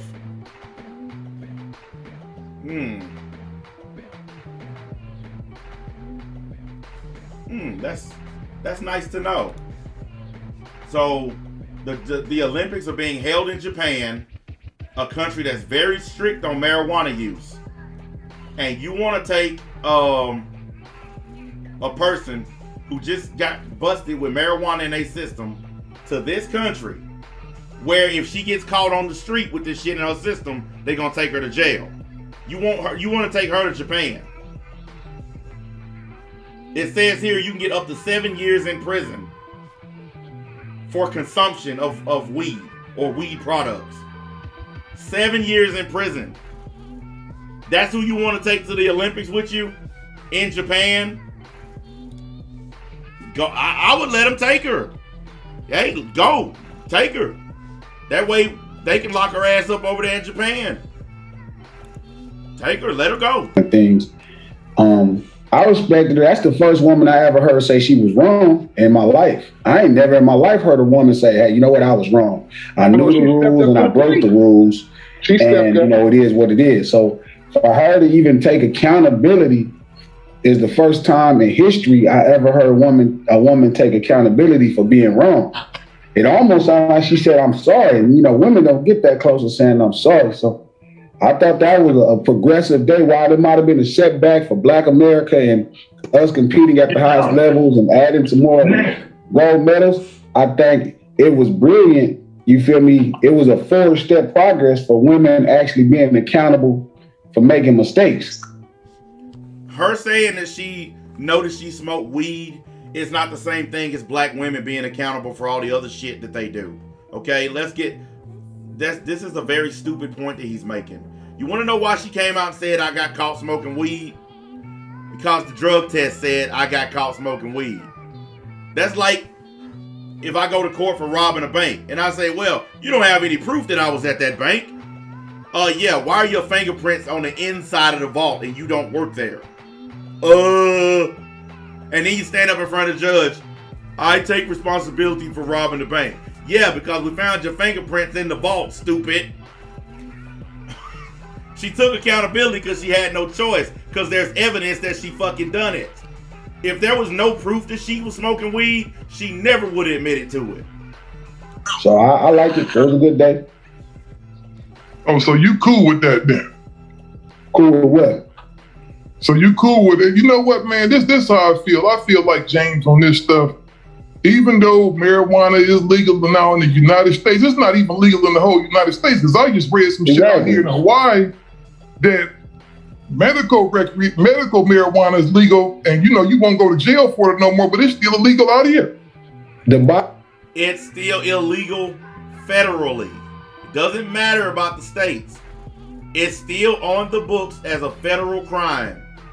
It's still considered illegal by the federal government. Until the federal government passes a law saying marijuana is no longer illegal, then each state making it legal still don't matter. Because that means the state government won't arrest you for it. That means the local sheriff won't arrest you for it. But the feds can still pick your ass up for it. Okay? If you're in Colorado where it's been legalized and you're smoking it, the sheriff will just drive by. There ain't nothing they can do. Because that's local. That's state government. But if two FBI agents or ATF agents drive by and see you smoking weed, they can get out and handcuff your ass. And you can say, it's legal. And they can say, yeah, it's legal on the state level. But we're federal agents, and it's not legal on the federal level. Hands behind your back, stupid. Yes. Federal agents can still arrest you for smoking weed because it's not legal on a federal level. I can't believe people don't know their goddamn civics. All you super smart, intelligent, college-going motherfuckers, you don't know basic civics. Bible Belt, there's a lot of states on the Bible Belt that ain't legal at, you feel me? And California, you know, we from California, so we got a strange way of believing the whole world is progressive and liberal and moving forward. And again, man, you go to different countries. The Olympics is a world event. You know, every country has people from the Olympics, you know, in the Olympics. So, you know, it's always going to be a different set of rules. But more than anything, like OG said, like James said, it makes sense. She knew it was wrong. She admitted it was wrong, and she broke the rules. So right. I feel like, you know, she knew what she was doing. She young enough to get ready for the next one. Everything will be Gucci. I mean, So, Glass, let me ask you this. She's still What's gonna the difference? She still has an opportunity to run the relay with the team. It was just that the individual accolades got taken away from her. And maybe with the point that they wanted to make, because they knew her motherfucking ass was on fire. They knew she was smoking up the track. So who knows? But then you got to take accountability for hitting the Now, clutch. eight. Now it sounds like you're implying that they set her up. She didn't No, I'm get not set saying up. they set her up. I'm just saying that with the situation at hand, because like they said, you can still run the relay. You just And can't they run the individual. And the coach of the relay team didn't add on the relay team. He So- rejected her. So there you go. So who knows? Like I said, she was smoking up the track. You know, she had to know that you were getting tested. Y'all hear this ignorant ass nigga? He basically trying to turn it into a conspiracy. She's really fast and she was doing really good. So there's some sneaky white people behind the scenes that trying to keep her off the track. No, she keeping herself off the track by smoking weed when she shouldn't have. That's it. This had nothing to do with anybody except the person who put the weed in their mouth and smoked it. That's it. Only person that has something to do with it. This ain't no sneaky evil white man. None of that shit. It ain't white supremacy. It's none of that bullshit. She smoked weed. The end. Regularly, right? You know, it's the Olympics. You're gonna be tested regularly. And you know, my mom passed, you know, this was my way of coping. You know, I had to hit a blunt. That was my way of coping. That's what she says. So Take a drink. Get drunk. Fuck that. like I said, everybody deal with their vices in their own way. I guess hers was like, you know, I gotta hit that blunt. Now, you know, what the circumstances that came from it, you like I said, it puts a stain on us. Like my nigga Glasses say, you know, a lot of us. Look, you're wrong. Okay? He's talking out of two sides of his mouth. The guy up here in the top corner, the black shirt, the cap, he's talking out of both sides of his mouth. Because he's saying that she's wrong for smoking weed, but at the same time, he's claiming that they basically set her up. That's why the other guy said that. Because he's basically saying, yeah, she shouldn't have done it, but it looked like she was smoking it on the track, and so come on, man, come on. He don't want to look bad in front of niggas, so he's trying to talk out of both sides of his mouth. He don't want to just call it what it is. She smoked weed, she fucked her own chances up. Didn't nobody do this to her. She did this to herself. He's trying to play both sides of the fence. That's all it is to it. We're disappointed, but then there's a lot of niggas out there still advocating for her, going, fuck that, let her run, you know? Okay, but look at this. When black people in positions like she is, we tend to fuck up because we tend to do shit outside the box. If we stop acting the way we act and then doing shit and then have a reason for doing it, knowing that you can lose everything by doing it, we still do it. So is it safe, just like the baseball player, steroids? What the fuck you doing steroids and you know you're gonna be tested? Now you can't play 10 games. You know you important to the team. Why would you go out there? Why are you out there fucking up like that and you know you're important to this goddamn program? We just gotta be accountable for our shit 100. And I say we, meaning me and everybody else. One wrong, I mean, when you do wrong, there's consequences to it. And we all gotta understand that. We can't say, oh, them white motherfuckers, they didn't want her to run because they know she fast. No, if she didn't smoke weed, then she wouldn't be in the situation. And Like with the again, rappers, the 100% right.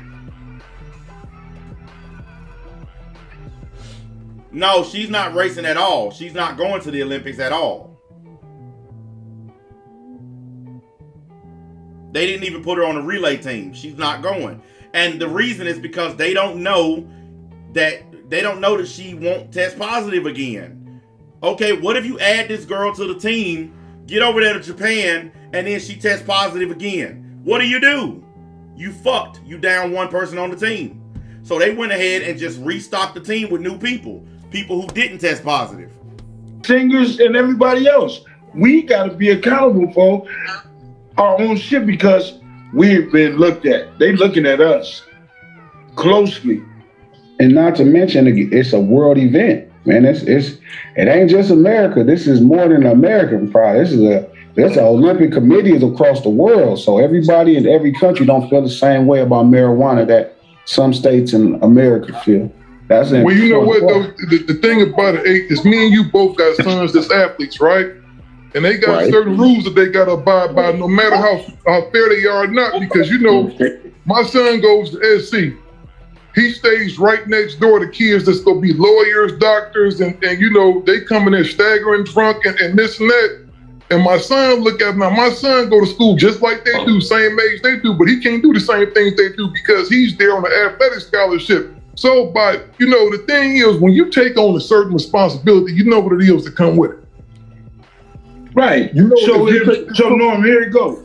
So if your son was playing a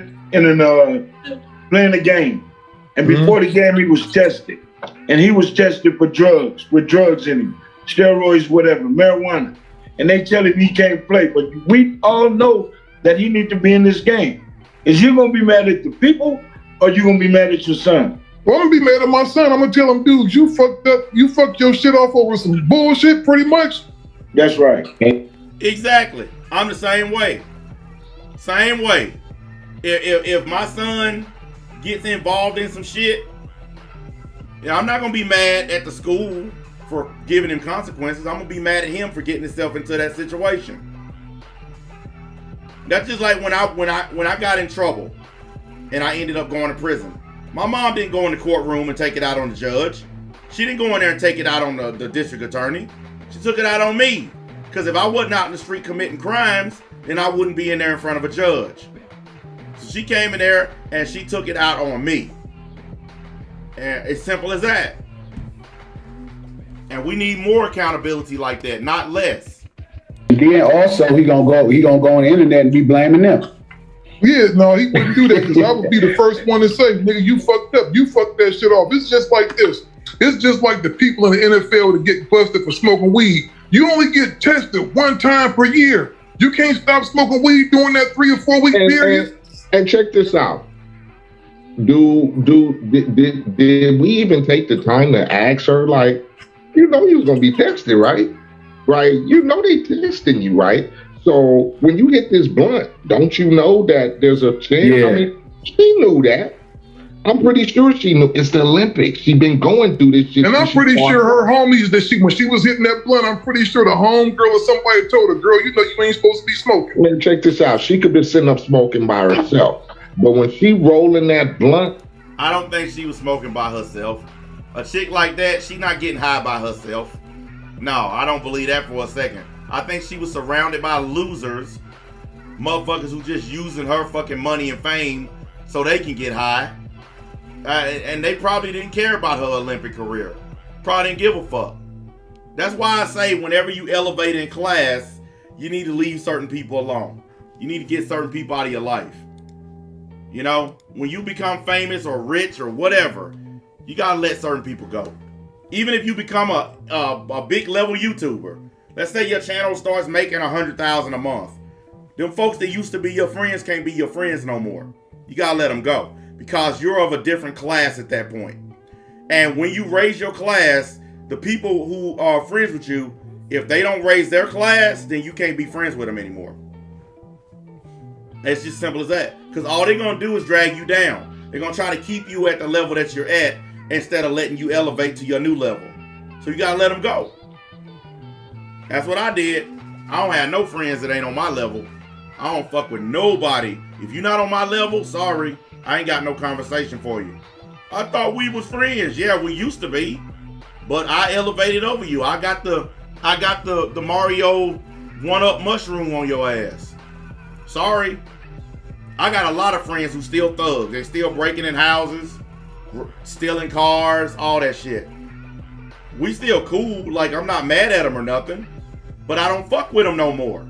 I don't hang around them. I don't talk to them. I don't deal with them. Because they still doing shit that I don't fuck with. They not elevating themselves. They still living in that same shit.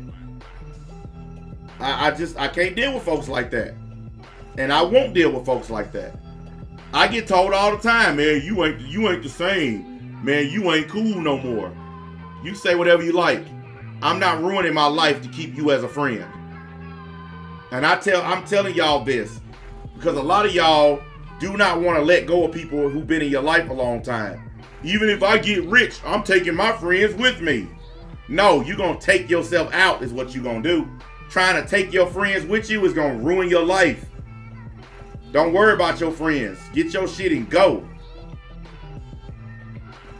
Tell you, man, if I tell people all the time, if I hit the lottery, especially like the Powerball, I'm going to take care of my mom, my brother, my sisters, and then I'm disappearing. I'm just going to make sure my family good, and then I'm gone. Friends, fuck y'all. Man, I thought we were cool. We've been friends for 20 years. Now we not friends. See you later. Yes, I know it's very fucking ruthless, but it's the best way to do things. Saves you a lot of issues in the end, ultimately. Slap that like button for me, guys. Hey, look, y'all ain't got to do what I do. I'm just telling you, you got to get certain people out of your life.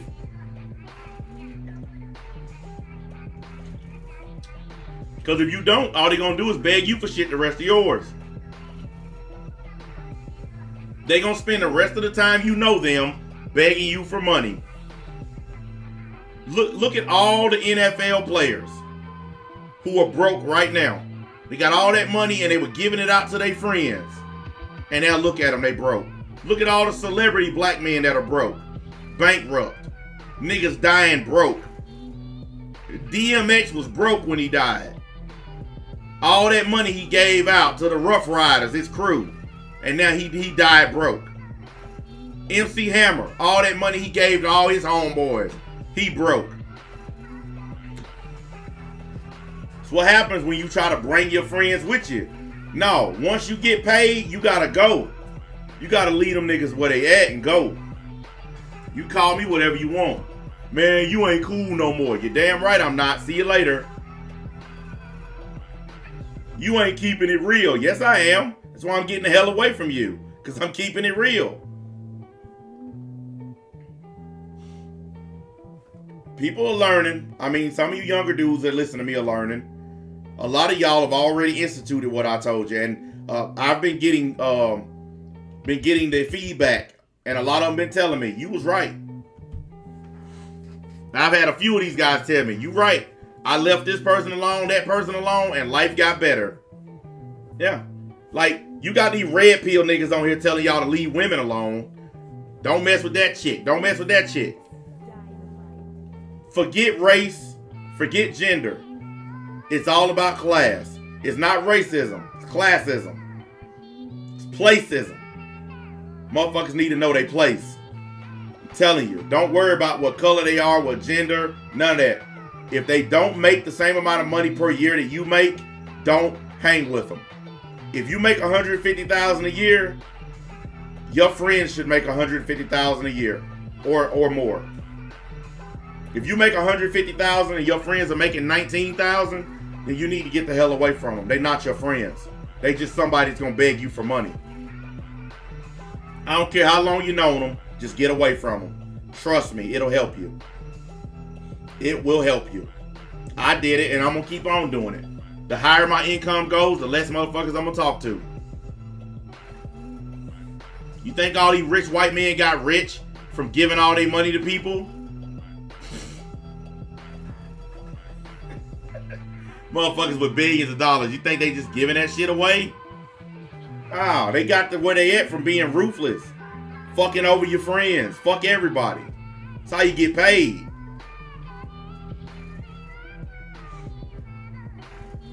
Did y'all ever watch, if y'all done watched the Harley Quinn cartoon, you know, when she was dealing with Queen of Fables, and Queen of Fables told her, sometimes getting ahead means fucking over your friends. Yeah, it does. Yeah. Sometimes you gotta fuck over your friends to get ahead. Sure do. Gotta do whatever it takes. Because if your friend is put in that same position, they're gonna fuck you over to get ahead. So you gotta think like them. I have a lot of fucking friends that fucked me over so that they could get ahead. I learned a lesson a long time ago from that shit. Motherfuckers will fuck you over to get by. They'll fuck you over to get ahead. So I learned that I'm gonna fuck them over before they get a chance to fuck me over. Instead of getting fucked, you need to be the one doing the fucking. I'm telling you, man, it's real talk. And I know a lot of y'all, man, that's fucked up, man. I thought they were your friends. You must not know what friendship means once money's involved. Look at how many business partners done turned on each other. Like you and your friends start a business together. The business start making money, like lots of money. You start to notice that motherfucker ain't your friend no more. He looking for ways to stab you in the back. Next thing you know, he done found a way to push you out of the company. Yep. Hey, wait a minute. Facebook is a prime example. Facebook. Did y'all watch that movie? Did y'all see what Zuckerberg did to his friend who helped him build up Facebook? You saw what he did to his boy? Zuckerberged him. That's what it means to get Zuckerberged.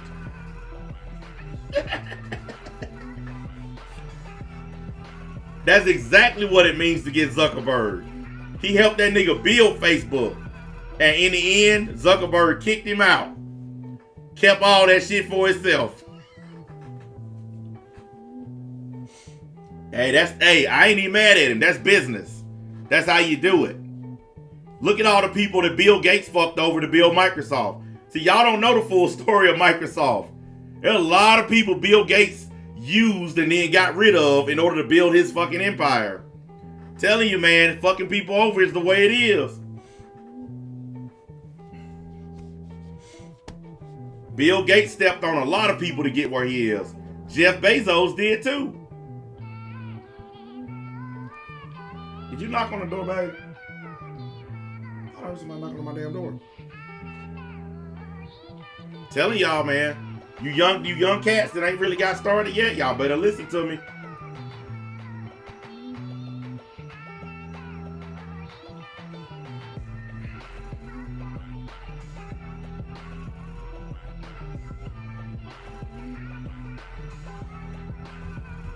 Yep, the world is a treacherous place, man. I learned that a long time ago, and I live my life like that now. Every day, that's how I live. I live with the thought that people are going to try to screw me over and get ahead. Because it's self-preservation. All of us are looking to get ahead. All of us are looking for an advantage. And if we have to screw other people over to get that advantage, we're human beings, so we're going to do it. How many of y'all have had the thought, just the thought about screwing over a friend because you know it's going to help you in the long run? Because everybody's at least had the thought of doing it. That's the spark that can start the fire. That's where it begins. If you've even had the thought of betraying a friend in order to get over, then that means that you're willing to do it. It's a fact. I know. I've had more than a thought. I'll absolutely fuck you over. If it means more zeros in my bank account, yes, sir. I thought we were friends. That's your problem, asshole. Too much thoughting and not enough thinking. Stop thoughting and start thinking. I tell people that every day.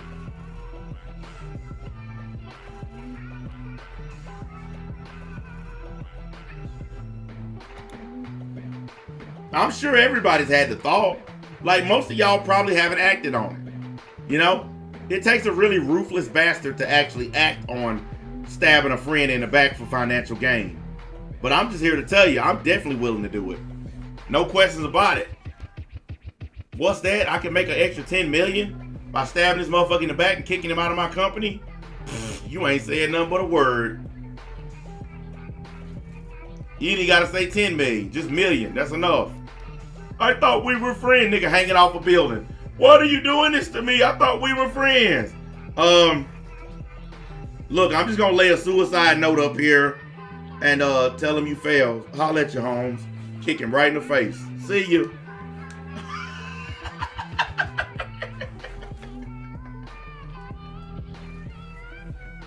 I tell your wifey kids that you didn't want to do it, but you had no choice.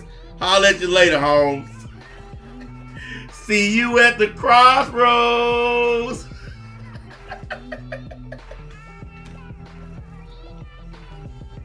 Hey, it's fucked up, ain't it?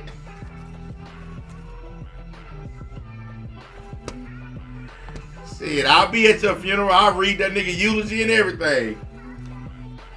Had the fake tears, put the shit on my face like I'm crying. He was a good business partner.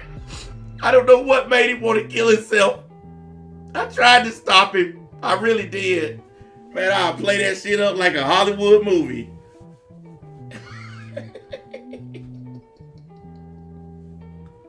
I told y'all, man, I'm treacherous as fuck, y'all. I'm telling you, I'm treacherous as fuck. Make no mistake about it. I don't know what made him want to do it. They take me in for questioning. Look, man, I tried to save him. I saw him hanging off the roof. I ran up there to try to grab him, and I was just too late.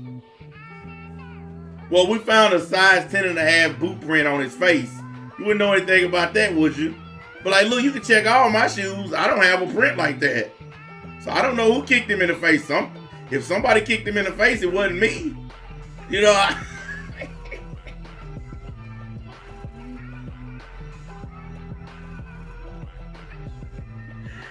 shit. Well, it's just funny because his insurance policy was changed to make you the beneficiary if anything ever happened to him. I'm like, look, man, maybe he changed it and then killed himself just to give me some money. Who the fuck knows? I'll play that shit up hardcore. Sure would. I sure would. I ain't lying to you niggas. I'll do it in a heartbeat. I don't give a fuck about nobody. I'm telling you straight up. Except my children and my woman, I don't care. Them the only people I actually give a fuck about. And after I kick that nigga off the building and get my fat ass insurance check, I'm gonna give my kids some money. Dad had to work hard for this money. Go buy you a Porsche or something, son. Go get a Corvette. I bet these motherfuckers, some of these new people like, man, this is one evil motherfucker right here. New people don't know how to accept my channel. They come on here and be like, God damn, what have I walked into?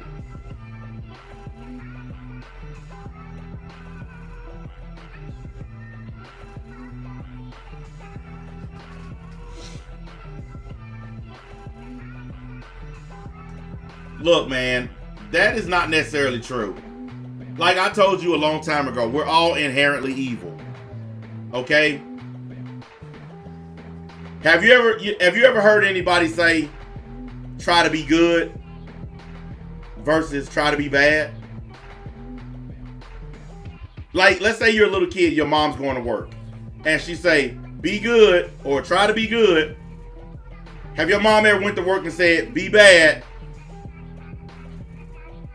No, because we're already bad. We're inherently bad. That's why we have to try to be good, because bad is already in us. It's in our DNA already. That's why people work hard to be good people. It takes no effort to be a bad person, but it's really hard work to be a good person. That's because we're going against our biological nature. We're going against our DNA. When you're being good, you're going against your human DNA. We're not good. None of us are. I just choose to embrace the fact that I'm not good. I know I'm not. I'm not a good person. And I just embrace it. I don't pretend. There's no need to. I gain nothing by pretending to be good. I accept that I'm a piece of shit. I accept that I'm going to have to live the rest of my life knowing that I'm a horrible bastard. And I'm okay with that.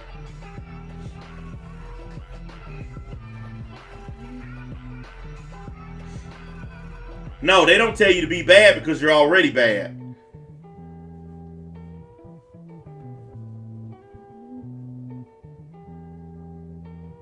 You don't have to work at being bad, but you have to work at being good. That's just like when somebody say, if you don't have something nice to say, don't say anything at all. That's forcing you to say something nice. What if I don't have anything nice to say? So I just have to shut up? I have people tell me that all the time. If you don't have something nice to say, don't say anything at all. So I got to be silent, or I have to force myself to be nice to people. Those are my choices. I can't just be myself. I gotta be forced to be nice or shut up. That's it. That's exactly what it is. If you have to force niceness, you have to force people to be nice, then it's not real. If you have to force me to be good to people, force me to take it easy on people, force me to not say this and this to people, then it's not real. Well, you realize how stupid you sound. This motherfucker wrote, I just disagree, I guess. But you can't explain why you disagree. You're just disagreeing for the sake of disagreeing. Because you can't make an argument. So why even disagree? If you can't even make a legit argument for why you disagree, then don't even bother. That means you're just disagreeing for no reason.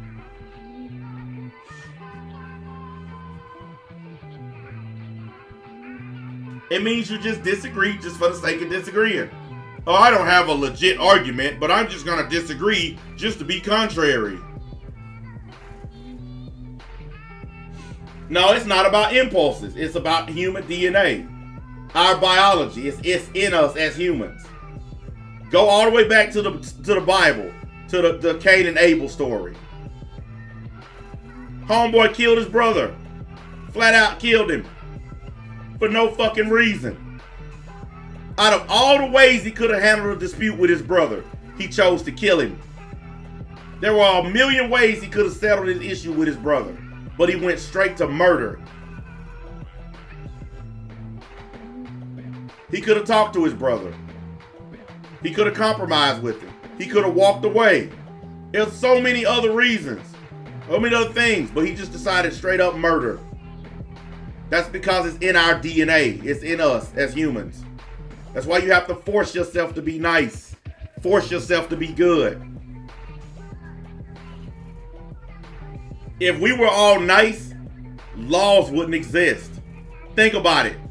I want y'all to think about it. We wouldn't need laws. If everyone was a good person, naturally a good person, there would be no need for laws. There would be no need for police officers. There would be no need for governments. Those things exist because people are inherently bad. And they have to have structures to keep them from doing bad shit. Because if you guys were right, then why do we have police? Why do we have prisons and court systems if y'all are right and I'm wrong?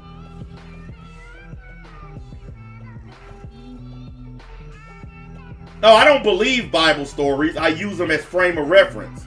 I don't think the Cain and Abel story was real. I don't think they were real people. It's just a frame of reference. You can't be an atheist if you don't know what's in the Bible. I know the Bible better than some Christians because I'm an atheist. And in order to know something, you have to learn about it. Yeah. What, are you shocked that I'm an atheist and I know the Bible and the Bible stories? Really? If you're an atheist and you don't know anything about the Bible, then you're not an atheist. You're a dumbass. How can you be against something you never read? How can you be against something you don't know anything about? The best atheists are atheists who've read the Bible because they know what they're against, because they actually read the damn thing. That's like saying I'm against Xbox. but you never played one. So why are you against it? I'm against PlayStation, but you never played one. So why are you against it?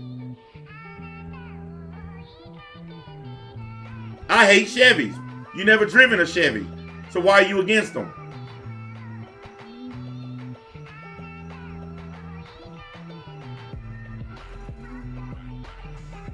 Exactly.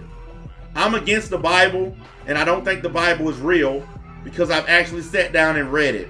And the things in it are so wholly unbelievable that even an elementary school kid can look at it and tell it's not real.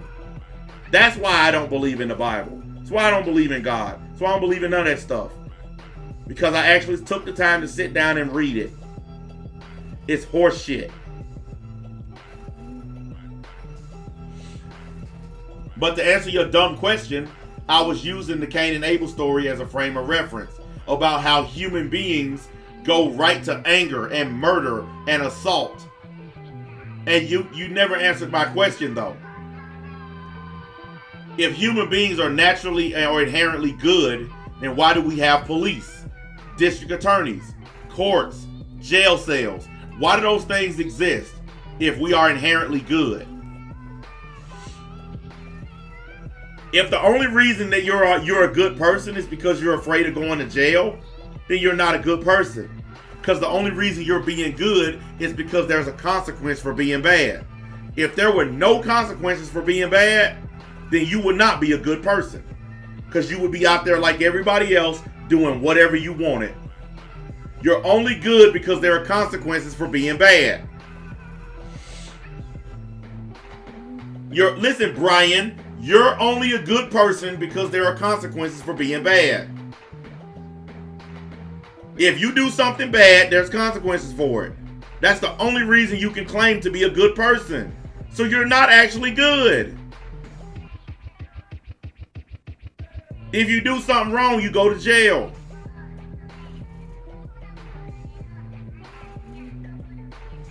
Consequences is what making you call yourself a good person.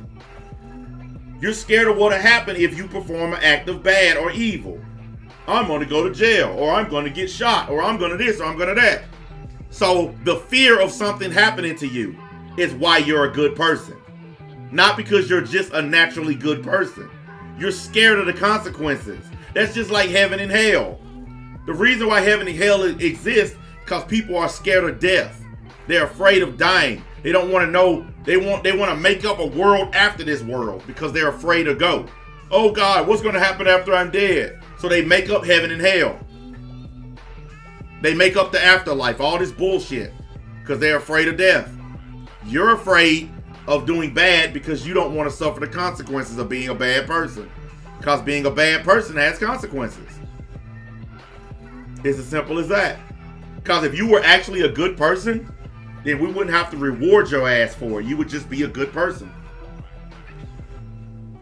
Let me fix my chair. Hold on. The damn thing on there has been acting up. I don't know why it does it, but it does it.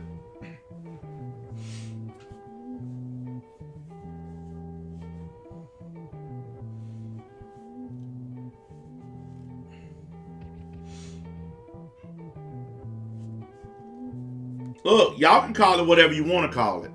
I'm a realist, okay? I know why people are kind or nice or this. It's all about influence. It's all about getting what you want. That's just like these douchebags who come on YouTube and they say, "Hey guys, I love you. Thank you for coming." All them gay ass motherfuckers. You think they really love and care about you? Or you think they trying to get you to go to their Patreon page? You think they're really good people?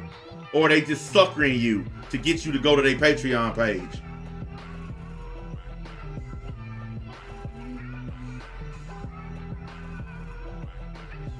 You think they actually your friend and they actually love you?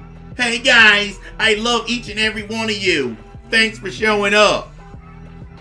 You really think that? Or you think they using you to get money?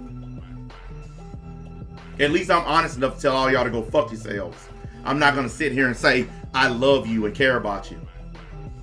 No, I don't. And I'm honest about it. I'm about to throw this chair out the goddamn window. It's fucked up. I don't know what the fuck happened to it. Hold on a minute. Give me just a second. I'll see what it is. You piece of trash, you. I gotta get a new one of these damn things on it. Hold on. Damn it, you. Come on. There we go. I'm gonna use my other chair next time. I don't know what the fuck happened to this chair. Just started tripping out. But I need to get a new one of those gas things on it that makes it go up and down. I gotta get a new one. Everything has a price. Yeah.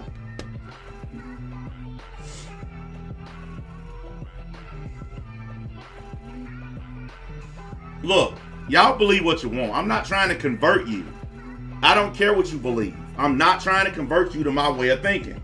I'm just simply saying that if we were all inherently good, if we were all good people, then there would be no need for laws. There would be no need for police, no need for courts and judges. Those things exist because we are inherently bad. We are evil. And those things keep us in check. I'm an evil fucking bastard. I'm a very bad person. And I've already been to prison once. I don't want to go back to prison. That's the only thing that keeps me from doing shit. I'm honest enough to say it.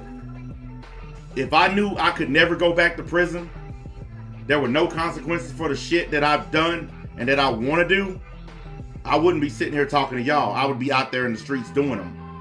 Telling you flat out I would. But I don't want to go back to prison. It sucked ass and I never want to do it again. So that's the thing that's keeping me from being a horrible bastard, is the fact that I don't want to get locked up. It ain't because I'm a good person. It ain't because I'm trying to be a good person. It's because there are consequences for not being a good person.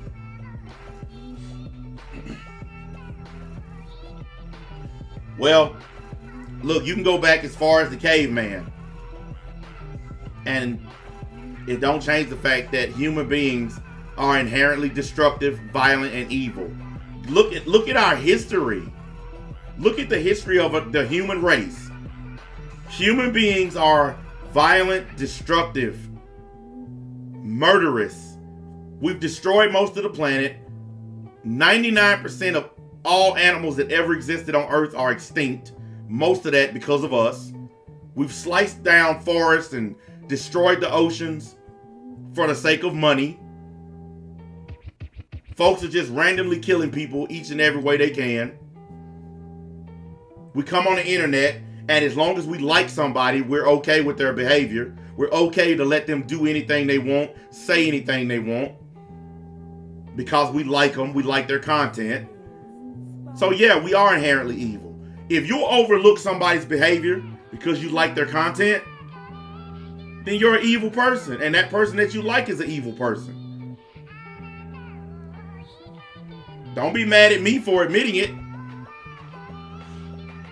You believe whatever you like, but I know better. I know human beings are naturally evil. I know we're naturally bad. I know we are. It's an impulse. I can just feel it. Look, I've come across people that are nice and good people until I found out what their motivation for being good was. That's just like the church. They come to town, oh, Lord Jesus, we're here to save you. And you're like, wow, these some nice people. And then you go to their church and they hand a collection plate around 30 times. And you're like, wait a second, I thought they were nice. But they just here for money. I bet them little boys at the Catholic Church thought all those old priests were nice too. I bet they thought them priests were nice guys. Love the Lord and all that. Till they start fucking them in the ass. Yeah, bet they were really nice people. You guys don't know what the fuck y'all talking about. All of us are downright evil. At our very core, every one of us are evil. We just pretend to be good when it benefits us. All of you motherfuckers who pretend to be good, you pretend to be good when it benefits you. When you can gain something from it. It's that simple. And y'all know it. Deep down, you know I'm right. Go look in your mirror and tell yourself, he's wrong. I'm a good person. I'm a good person. No, you're not. Because if you sit down, you can write a checklist of all the shit you've done to benefit yourself.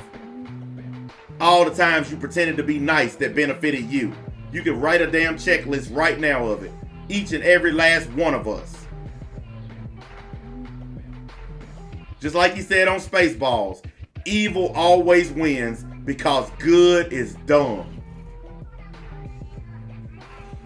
And it's a fact. That's why I choose evil. That's why I chose the dark side a long time ago. Because I understand all that good shit is false. All that being nice, caring about people, saying what people want to hear, snowflakery, all that shit is false bullshit. Telling people the truth and telling them what they don't want to hear is the best way to help them. Does this dress make me look fat? No, that fat makes you look fat. See? That's what an inherently evil person would say. You want to know what a nice person will say? No, girl, you look great. That's what a nice person will say. See the difference? I've accepted a long time ago what I am. That's why I tell all of y'all to go fuck yourselves. Because what are you going to do? Nothing. You're going to come to the next live stream. That's what you're going to fucking do. Simple as that. At least I'm honest about the fact that I'm a piece of shit. I'm just waiting on y'all to catch up to me. Exactly. The most evil bastard ever thought of is God. Nobody has ever murdered as many people as him. Nobody's ever done it. The shit in the Bible is some of the most demented, horrible shit I've ever heard in my life.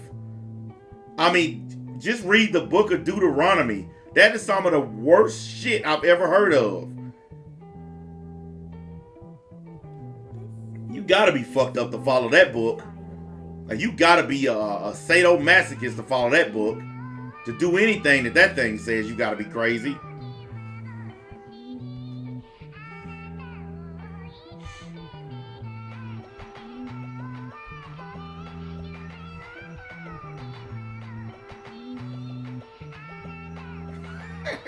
Hey, listen, Brian, listen. You keep holding on to that spirit of goodness and kindness. Go ahead. We need people like you. We need people like you. I ain't gonna lie. There's always a place for people like you who have that hope and belief in humankind. That we're gonna one day live in floating castles and have flying cars and all that. We need people like you. Stay hopeful. But we need people like me to tell you the truth, that none of that shit's gonna happen. 30 years from now, we're still gonna be driving gas guzzlers, living in piece of shit houses. There aren't gonna be any flying cars. We're not gonna be living on the moon. We're not gonna be living on Mars. We're not gonna meet aliens. None of that shit you see in the sci-fi movies is gonna happen. You need people like me to tell you that. So yeah, keep. What's that song by Journey? Don't Stop Believing. Go right ahead, buddy. I ain't gonna stop you. I ain't gonna stop you. You got a right to believe what you want. But you want to know why I'm never surprised?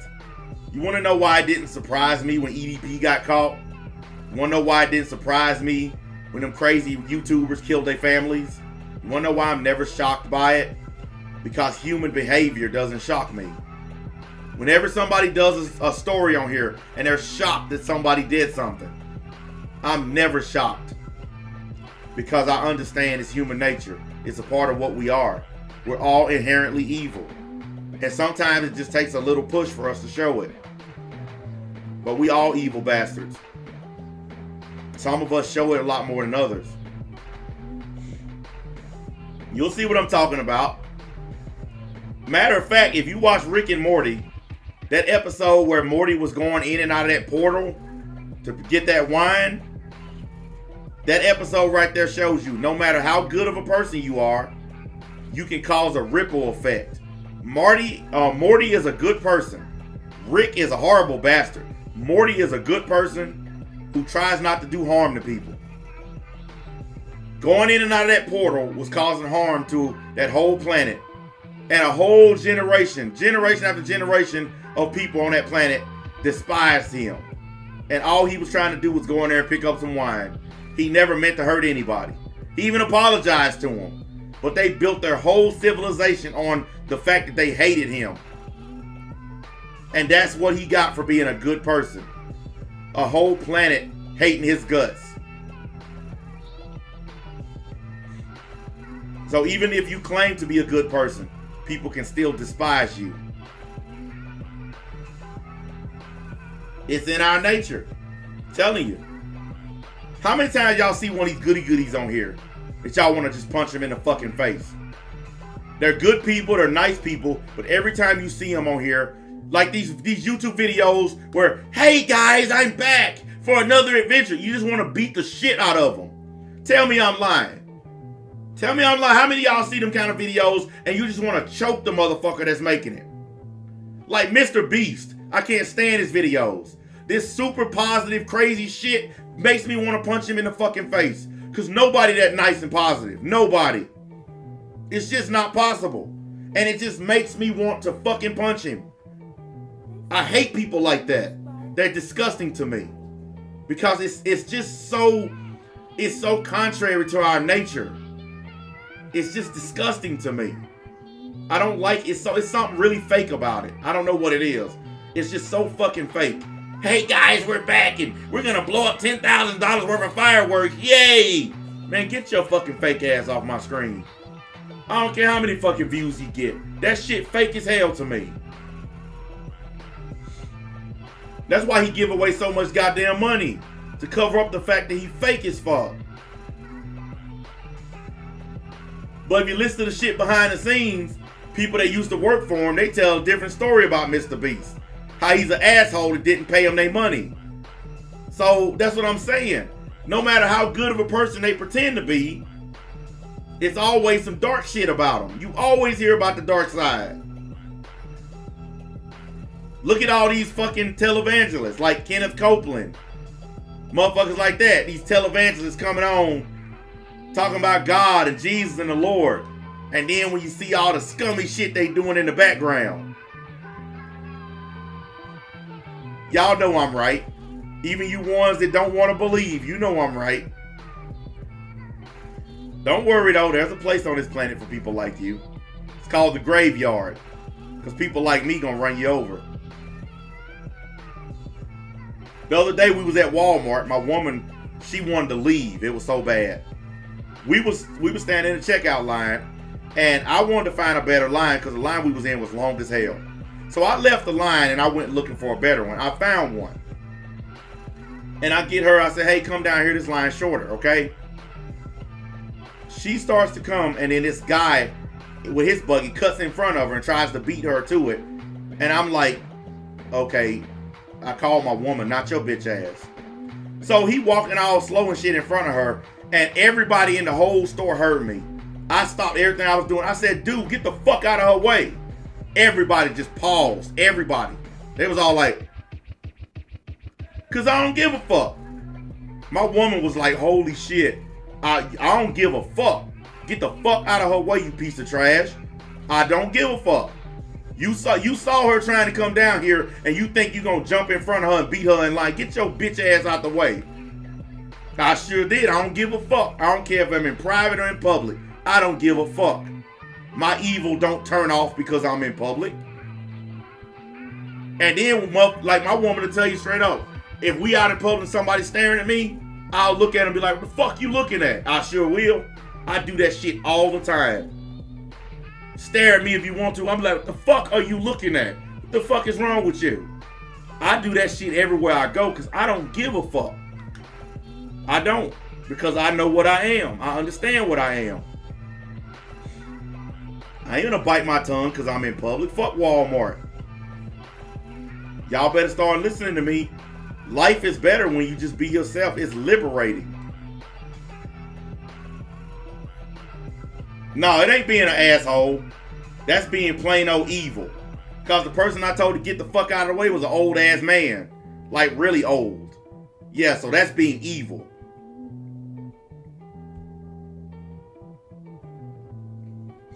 Because I knew he was an old ass geezer and I didn't care. I didn't factor in his age. I didn't give a fuck that he could barely walk. Get the fuck out of the way. You shouldn't have never cut in front of her in the first place, you piece of shit. Y'all will learn. You young dudes will get it. Y'all living in this generation where all you motherfuckers being nice to each other and shit. Wait till you get 40 years old and you don't put up with a bunch of shit in your life. You're gonna be just like me. Fuck this, fuck that, fuck everybody. That's all you gonna be saying. Guarantee it. Wait till you get my age and you done dealt with all this shit in life. You're gonna be cussing everybody out. Fuck the whole world. Your mom called. Fuck you, mom, I'm busy. Like, that's how it is. I'm telling you.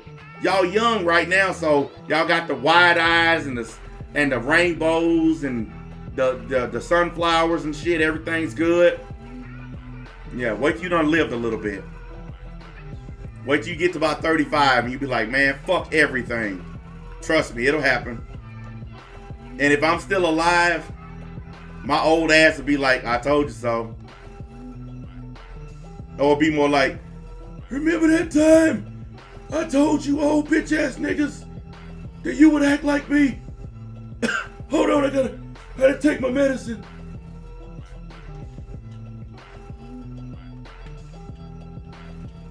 Fourscore 7 years ago, I told you stupid niggas this would happen. Had to take my diabetes pill. I told you niggas. You didn't listen. Look at you now, acting like me. Well, I'm telling you, boy. Be pointing my cane at you. You stupid dumb bastards. Telling you I will definitely do it. Because y'all don't listen. You will at some point. You will. One day it's just gonna turn on in your brain. You're gonna be acting just like me. Because you're gonna get sick and tired of it the same way I got sick and tired of it. One day a light came on in my head and I literally just said, fuck life. Fuck everything. And I've been that way ever since and I can't turn it off. I've tried. I can't turn it off. So you'll see. I ain't rushing y'all to it. Y'all got about 10, 15 years, some of y'all. You'll see. You'll understand. You'll be like, man, this nigga was telling the truth. He was right. You're going to wake up, roll out of bed one day. You're just going to be tired for no reason. You're going to be sore for no reason. Your woman is going to fucking hate your guts for some reason. It'll happen. And then you'll come back and you'll be like, God damn, that nigga said that shit would happen.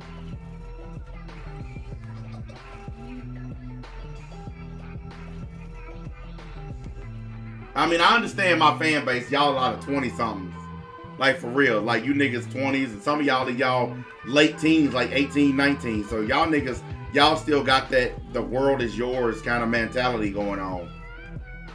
When you get about 35 and you still working the same bullshit job, you're going to realize that the world is not yours. You're going to realize that it's not even partially yours. You're going to realize that the little small part of the world that is yours ain't even yours. You'll be like, fuck this shit. And you just gonna snap.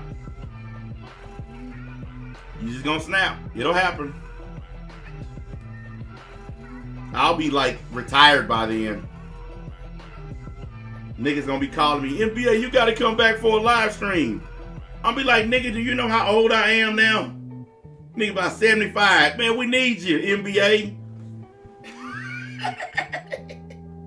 They come back on old as hell. Part of the league. Part of the crew. I'm back.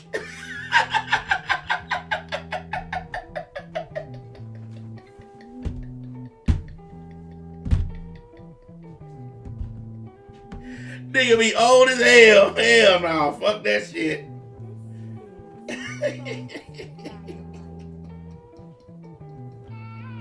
Nope. I am not finna be doing that shit. Not me. Y'all can have that bullshit. Too damn old for that.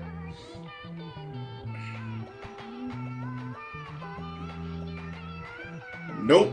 Not doing it. Once I'm done, I'm done. I'll let my son do this shit. I'll be done with it. Fuck that. I'll be out playing golf somewhere.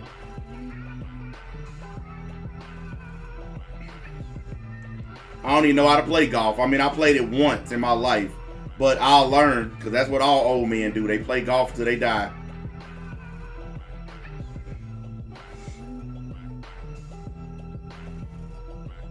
I just want y'all to be ready for it.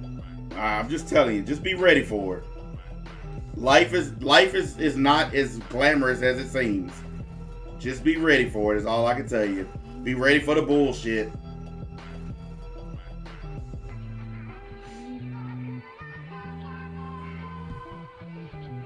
Anyways, I'm gonna get my ass up off here. I've been on here for 2 hours and 30 minutes. That's more than long enough. Pretty much. I didn't get cynical. Cynical got me. I used to be like y'all. I used to think the world was mine and everything was gravy. A lot of y'all know I used to be a tree hugging liberal motherfucker. I used to do it, man, fuck all that shit. When you got kids and bills, you don't care about all that liberal tree hugging bullshit. All that save the trees and whales shit. You don't care about that shit. When you got business, you got business. All it is to it. Anyways, I'll be back tomorrow. We're gonna be on the League channel because I gotta do this damn red pill, black pill shit. Because I promised you guys I would do it. So let me get this thing up off of my screen so I can go lay my ass down for a little while. Y'all know where the button's at. I appreciate y'all coming out. Blah, blah, blah. All that good stuff I'm supposed to say. In truth, really, what every YouTuber should say when they signing off is everybody have a nice day. Go fuck yourselves. There you go.